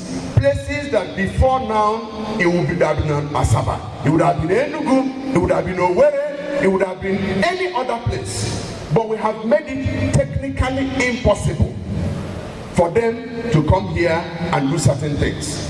Because every Monday, nobody comes out. Is it the value of life, the quality of life, all the things that have happened to us? I'm telling us this. When we are told to go and buy a certain passport to indicate that we are from this place, I want us to ask questions as young people. Ask that person telling you to buy that passport, which passport does he use to travel when he wants to travel? Which passport? He calls you and says, for you to show that you are part of this, go and buy so and so passport, and you jump into it without asking questions. And then when the person wants to travel, the person brings out another passport and takes his trip and travels. Time will not allow me, but at least the slides are there. You can have it. The summary of my whole presentation is this. The social implication of sit at home is such that we now have unto ourselves climate of fear, the culture of fear. And in such a situation, you cannot manifest those 7 things that I listed as the things that give strength to the Igbo person. Secondly, the economy of the Southeast is suffering because we have not taken advantage of what God has given to us. Anybody who but God bless you. Thank you very much. Thank you, Dr. Ike. Thank you very much. Distinguished Senator, our darling friend and mother, and distinguished and other things. Thank you for organizing this. I think our treasurer has gone. But let me especially acknowledge the young people here today.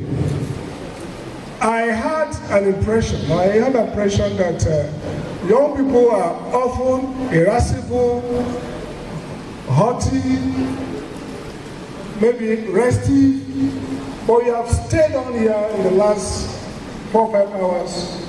Not just staying here, but you have shown character, grit, resilience. You've been watching carefully, you've been learning. I've not seen movements up and down. So I can actually bet that this group can truly conquer this country. I can bet that this group can actually replace the current leadership with better leadership. Because I see discipline, I see focus and commitment. I want to say something. Udenta talked about Arrow of God as the best actually book. That's true at the level of legal critical theory. But I think the man of the people is the more politically relevant. And things fall apart. Let me tell a story from things fall apart very briefly. One day, Achebe Okonkwo stood and looked at his son. It was late in the night, he was watching the fire as usual. In our villages, the fire would be burning. And he was looking at Moye, his son, and thinking about the potential, what Moye represents. He was frightened about the future of his son. I made a comment. I tell you that he wondered how a raging fire produced a cold, impotent ash. Okunere ended up with ashes. That is a danger we must avoid. That's what I call excess Igbo exceptionalism. It means that oftentimes we might be deceived to think that we are all that. And evidence does not show that we are currently all that. I taught at a university in Base for years, became head of department in law, and I saw also that our neighbors, whether the Fulanis or Yorubas, are not far behind us as we think they are. We are fastly losing social capital.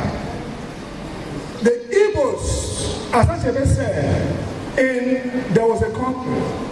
He said in one burst of energy, the Igbos overtook. We were the latest comers to civilization in Nigeria context. We were the latest comers. We were a people who were rustic, villagers, staying in small towns. Unlike the Hausa Fulanis, who had established administrative authorities for centuries, and the Yorubas. But something happened. After independence, in fact, before then, the Igbo Town Union and the communities then aspired to overtake and overrun their neighbors. And they began to invest in human capital from a collectivist perspective. They started recruiting the best and the brightest. Send Zeke, send Okechukwu, what is Ikejian, send set of them all over the world. We now started having the first vice chancellor of University of Lagos. You are Kabezera, all those big guys, the Igbos, in less than 3 decades, overtook and opened a decade-wide gap between them and their neighbors. What happened? Social capital. The Igbo Town Union, the Igbo community system, defined by 3 values that are critical. 1, egalitarianism. We are all equal. Mbegu Ekeka was not part of the Igbo cosmology. We were equal. 2, Igbo collectivism. We can solve all our problems through harnessing all our resources. 3, the Igbos emphasize Akonuche, strategic engagement. Igbos, unlike Yorubas, this is important. The Igbos are the masters of the novel journey, true of us, globally. That's what we have from Vincent Ike, from Sipolekwesi, Achebe, Chimamanda, Obioma, all of them. The Igbos dominate the novel storytelling journey.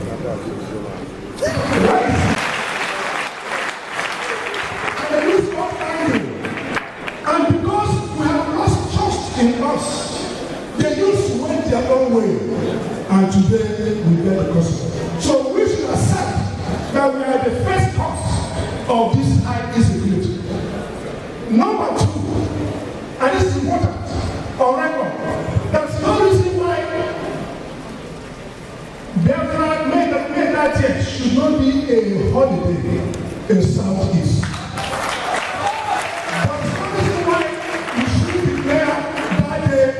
A public holiday. Over 3 million people died. In 2001, I was a guest as a Harvard student, PhD student. I went to speak at the U.S. Holocaust Memorial at the University of American government. My topic was the genocide that almost happened. And let me tell you what I saw. If you go to the Holocaust Memorial Hall, you will see the names of everybody who died, Jewish person who died in that Holocaust. Their names are memorized. We can't afford not to memorize our people. It's time now to declare that there should be a public holiday in the United States of the Southeast.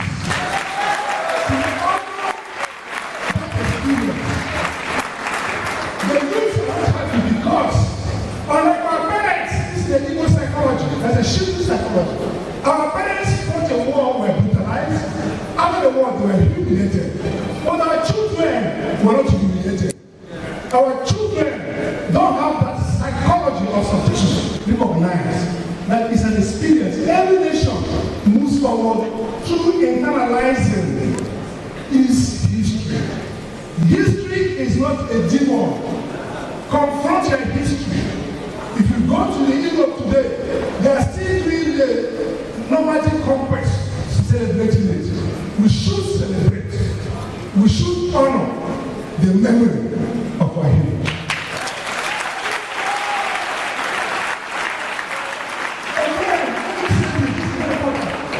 The drivers in my paper have a 29th page, but let me have 3 things and I'll see that. The first is this. If the governors, if our legislators, if our government chairman follow the pattern that everyone and others made, which is a pattern of investing in good governance, investing in the youth, investing in collaboration, they will go back to the town union. By the way, before that, in 2016, the UNDP issued a report. Southeast was described as the safest human security geopolitical zone in Nigeria. Okay. We used to be the safest place in Nigeria. We had the least electoral violence. Distinguishes here can confirm. If you look at the report of political incidents in Nigeria, Southeast has the least of violent incidents. No killing, nobody dies. We might dispute over results, but we don't kill and bomb. That's our life. Something shifted from 2017, 18, like I was saying, 19 to today. And what shifted was that our people began to be more desperate, lost confidence in our social values and our leadership. It is now coming to recreate that compact between the people and the leadership. We need to recreate that compact and people have confidence in their leadership because the leadership is responsive to them first and foremost, not to Sokoto, not to Lagos. That's what part is recovery. The second part of recovery is that young people, this is their time. Let me tell you the story of Okojuwara's daughter. When I was a Harvard student, a doctoral student, there's a guy called Onyo Okonjo. This girl was born in America, but they speak all Igbo. Okonjuwara's children all speak Igbo like they never left the village. She came to me that she took an Igbo class in Harvard. In Harvard, Yoruba was a course. Igbo was not. This girl worked hard, and today, when I left Harvard in 2005, she had made Igbo a corpus. That is the emerging potential we see in young Igbos. And that's why I want to emphasize this. Leadership is multi-dimensional. Already is a leader, not just because she's a senator, because she's a leader. She's a leader. I'm a leader, a young bad title. Because if all of us are leaders, let us turn this assembly into a youth platform that subsequently will produce alternative ideas about how to organize ourselves better. And if the government will not implement, we start implementing, they will sign up and borrow the idea.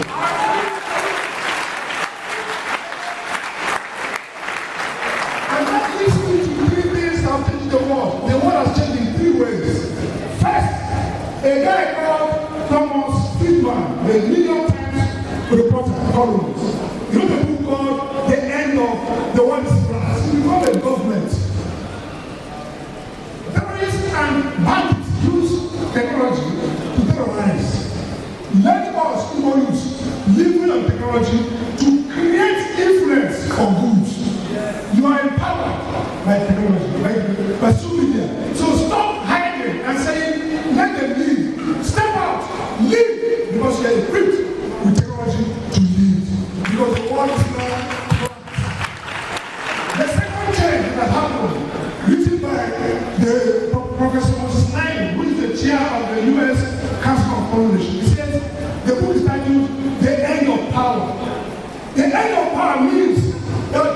Again, it's not hierarchy that matters.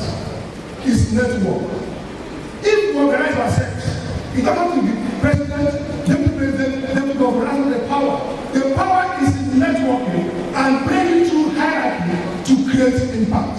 Can we now commit ourselves to do ourselves better and become a force? Last night, I saw you guys confronting Eon. Very good presentation. You say you want to be part of leadership. That's the right thing to say. You know what? You don't have to replace her to be leader. You need to now admit that power has ended. What matters now is ideas and influence. Can we now say that all of us have the power to create the Southeast we want? Can we confront the enemies of this Southeast with a different narrative? And that means the power thing have changed. What has changed in the world is now the rise of narrative, storytelling. People tell bad narratives that destroy the country, or they can tell a good narrative that change the country. The new narrative now should be that Southeast should be a country, a region that is the most peaceful, the most attractive for investment. The last thing I will say is very important. Insecurity has cost us a lot. He has mentioned the financial cost, but it's a social cost. Marriages are no longer held in their communities. Burials are skipped. Schools are no longer functional as supposed to be. If we don't take time, when these students whose Mondays are disrupted, whose exams are disrupted, if we don't take time, by the next decade, we will produce functional illiterates, and our neighbors will have overtaken us. We overtook them by our work and our structure. If we collapse our cultural heritage and allow violence, illiterate violence, to define us, they will overtake us. And that's why I say, let's forget, oh, we're the best in the world. No. If we're the best, we have to keep fighting to be number one. Number one spot is the easiest spot to use. The last spot is the longest to escape. The easiest spot to miss is number one. Yes, we are number one. Today, we're in the risk of not becoming number one. I want to end by telling you all, leadership is taking. You take it by offering a superior solution. Look at the market world. Look at Google. Look at Zoom. Look at disruption. People take over leadership by providing a better alternative.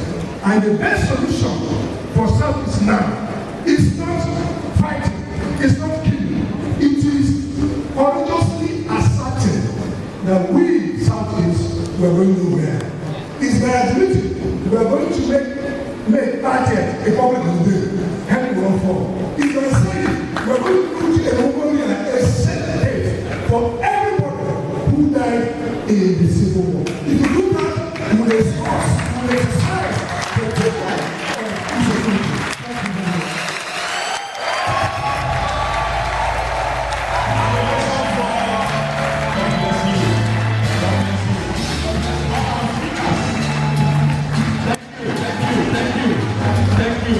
Thank you very much. From Anambra State, also representing the youth wing of CAN, Anambra State. Thank you, Dr. Amadi, for helping solve a lot of problems. That will have been my question. I don't want to add just three quickly. One, and that should be the most important one.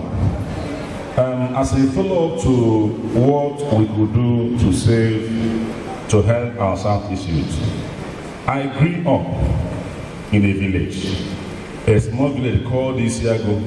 Coincidentally, Senator Uche had been my senator, called Isiago in Okasa local government. And when I was young, during the mid and late 80s, the then governor of the old Anambra State came to my town to plant a rice mill. And that rice mill, then we have no road, we have no electricity, was powered by generator.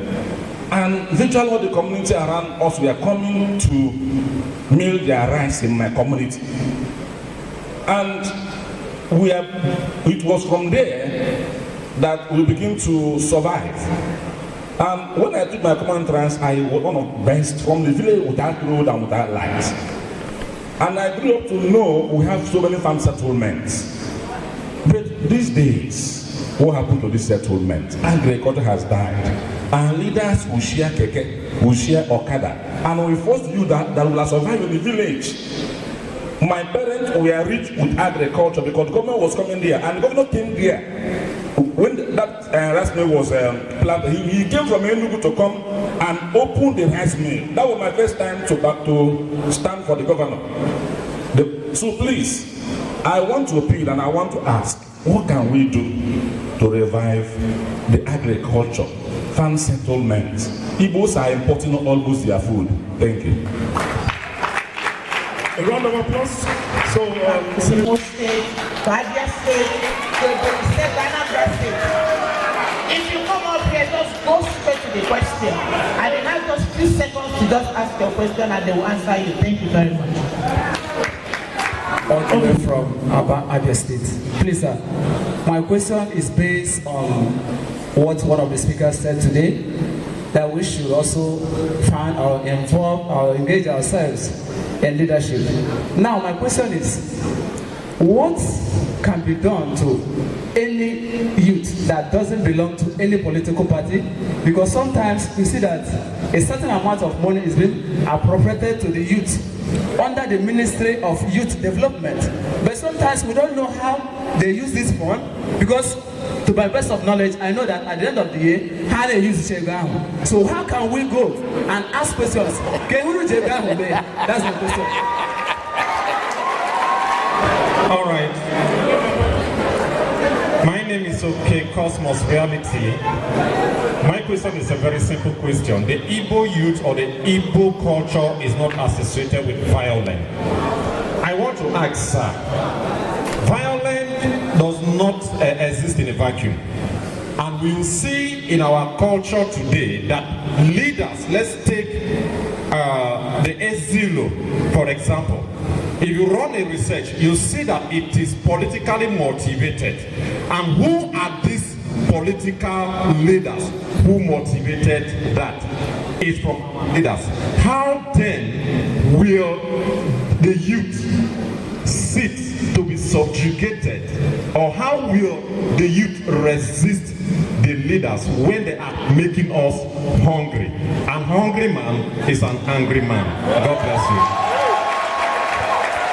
Thank you very much. My name is Ono Ekejoba Emeka Shipre. I'm from Imo State. I actually had to come from Lagos because, all right, good, fine. Okay, good.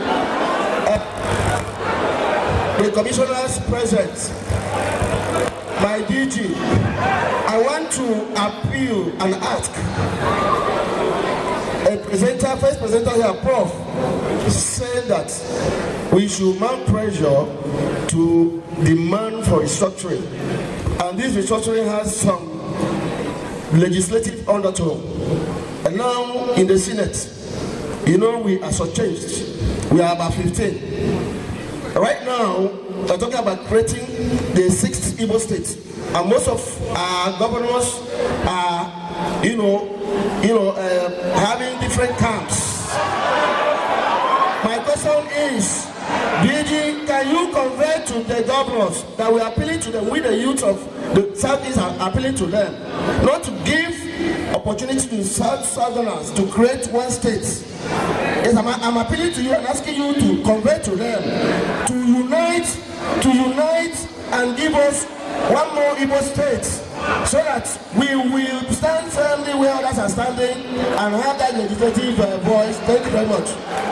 The insecurity issues, and then you talked about the power of storytelling and being in tune with our past. But do you not think that sometimes rehashing the past can equate to lack of accountability? Because we're always trying to say the past the white did us the Biafran one stuff, and then we are not trying to look at what is actually wrong in the present. Then it's even surprising that the conversations have conveniently not mentioned Nnamdi Kanu and how the whole issue related to his detention has, excavated the state of insecurity in Southeast. Thank you so much.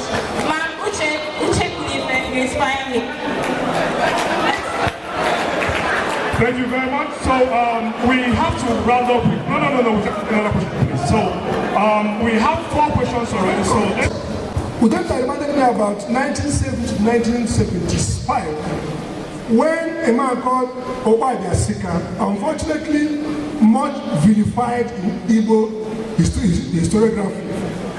But Asika came and get all over and bottom-up community-based development. We started building cottage industries, local industries, which Obadi developed. In fact, when I was running for governor in 2008, my manifesto was Community Action Plan for Prosperity. Agro development was what Asia did, Korea. They moved from ag reform to manufacturing and now to innovative economy. No country in the world, whether UK, whether America, that didn't come with agro base.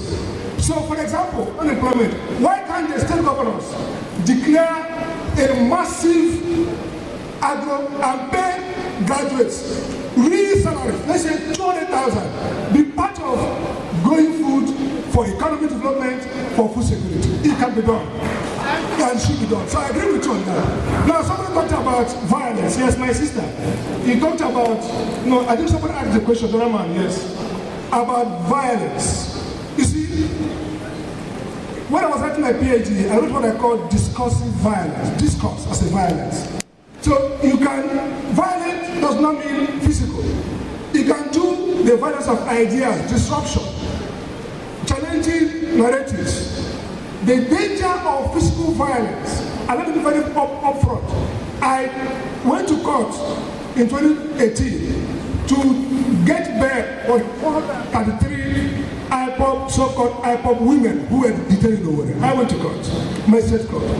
I sued the government of Enugu State here, Buruburu. I wrote it back to him when they killed some youths at MNA, I think. I said, Governor, set up a judicial inquiry. He didn't do that. I went to Federal High Court here. I won the case. So, I agree. Our leaders were the first initiators of violence. And youths are now responding with violence. But violence plus violence spirals out of control. So, my point is simple.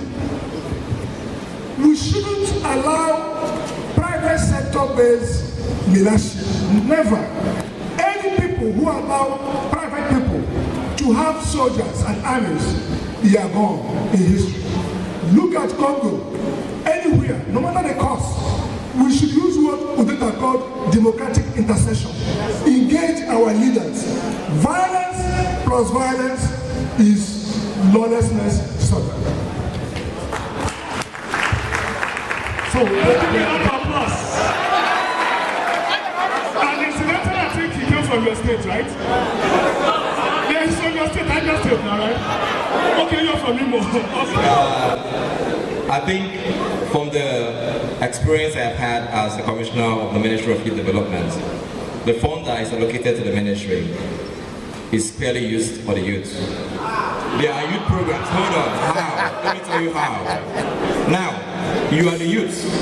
When these funds are approved in the budget, you come with programs through your different youthful organizations and present it to the ministry.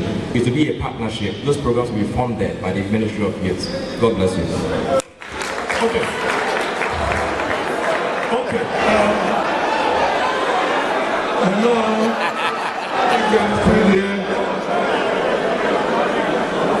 Can you give a listening ear?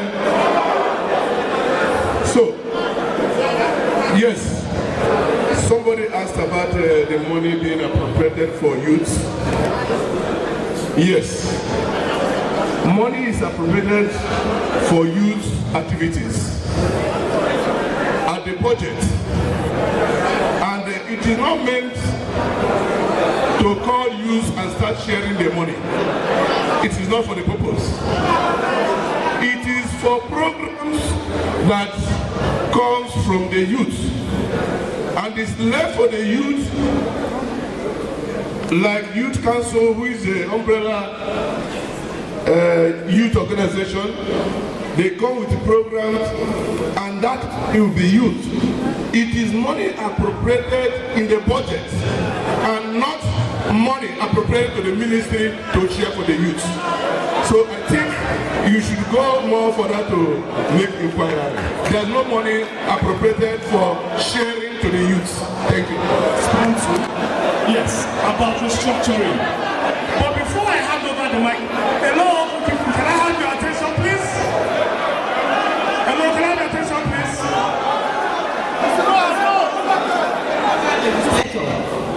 I with federal youth and sports, not just state, and with Nigeria youth and sports.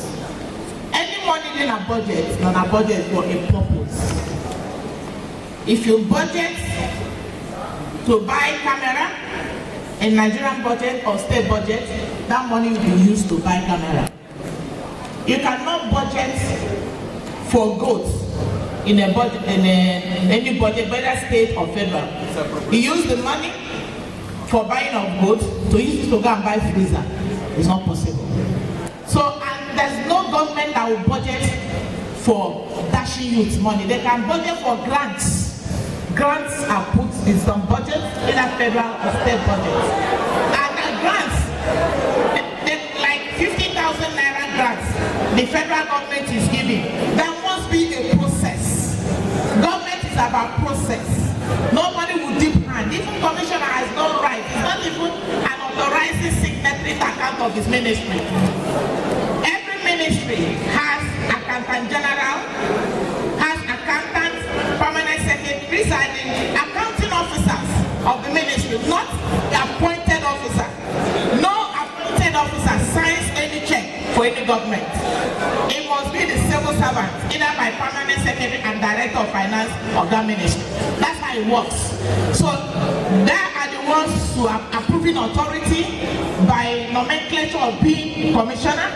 But every memo emanates from assistant director to director to permanent secretary before it gets to the commissioner to sign. So let you know how it works. But having said that, I listened vividly to the submissions from everyone. Everything I point now to talk and governor Onoche and the youths. Onoche and governors in the southeast. Financial tool now to talk about more. So the message will be taken back to them. I think that the National Vice President of National Youth Council is in our midst here. And he spoke so eloquently that everything he craved for will be returned to the appropriate authority. And I'm also assuring you that we have a listening chairman of Nigeria, Southeast Governors Forum in the person of His Excellency Distinguished Senator Hobus Wademan, Governor General. I believe he will champion the cause with his colleagues. Very soon you will hear from us. So on that note, we will take only last answer and we go. We have transport for everyone here, but everybody must sit inside the hall. We don't want to say this group. We expected 500 people, and we have about 800 and something people here. So there's no way. In fact, when they called me that some people were not accredited, I said, allow everybody to come. They are our children. You cannot discriminate. You can't send anybody away.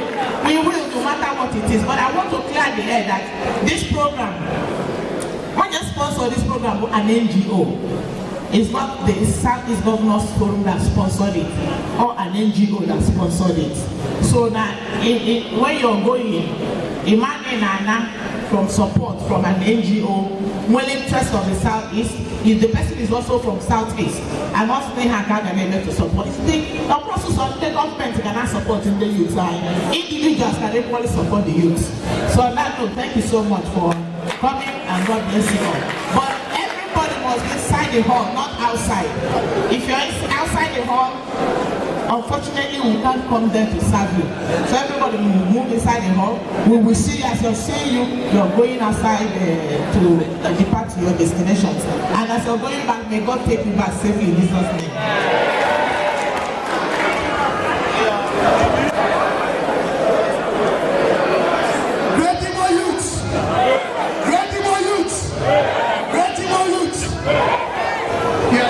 Impoverishing the people of that state. Let me give you an example. Every month, 36 accountant generals carry their briefcase to Abuja, where they share money from the federal government and then come back to their various states and begin to implement their projects and their programs. Don't you know that it is not logical that you make money at the village level, you make money at the local government level, you make money at the state level, you carry the same money to Abuja, to share in Abuja, and they will trickle it down back to you at the local level. Restructuring means how do you ensure that what you generate at the local level, the sub-national level, substantial part of it stay back with you there. Whatever is left there, you push it on to the people at the center. Secondly, the role the youth can play in ensuring that the restructured Nigeria is possible is by ensuring that they apply pressure on the legislators, ensuring that the youths ensure that the legislators do their bidding. If you have 15 senators in the Southeast and the number of members of House of Reps, the duty of the youth is to ensure that they work together with them in order to have that Igbo agenda conclusively delivered. Once that is done, the youth will have done their duty. Thank you. Thank you very much. It is so quiet. Why is this place being so chaotic now? Just calm down. We are done. The last person to give closing remarks. Where is it, Doka? If I just 1 minute for closing remarks, we can now go. Those that want to take pictures, we just take small pictures for our album, then we leave from there. Reorientation Summit is a very successful summit put together by the DG of Southeast Governors Forum. Those that agree say aye. Aye. Those that don't agree say nay. The ayes have it. Agreed? Number two, this summit should be instituted as an annual summit to be known as Southeast Youth Leadership Annual Summit. Those in support say aye. Those against say nay. The ayes have it. Number three, this summit, now that it has become an annual summit, should be funded by the Southeast Governors Forum and all other well-meaning Southeast sons and daughters. Those in support say He is the chair of the Development Law Group of the Nigerian Bar Association Section on Public Interest Law and Development. Finally, this summit should be going from state to state. Those in support say aye. Those against say nay. Okay. Take it again. Okay. Enugu people are saying it should only be in Enugu because we regard Enugu as the capital of Igbo land. Agreed? Okay. We will now leave this to the discretion of the Director General. Every year she will assess the arrangements and decide on where she wants it to be held. Agreed? Thank you very much. Thank you. A round of applause for yourselves. A round of applause for until you meet them. A lot of you you have heard about Iyom, distinguished Senator Uche Ekwunife, PhD. But most of you have not met her in person. And I believe you now know that this woman is a capacity personified. You can now believe that this woman is credibility personified. You can now attest to the fact that this woman is competence personified. Can we give a round of applause for Senator Uche Ekwunife Iyom? Can we shout Ife Kaledo? Thank you very much. I want to thank you, all our. And on this note, we have already thanked the resource persons, we thank all our engineers, we thank all our MCs and all of that. When next we make this call, please don't fail to respond. God bless you, God bless Southeast, God bless the youths. Thank you. Yeah, may we rise for the anthem? May we rise for the national anthem, please?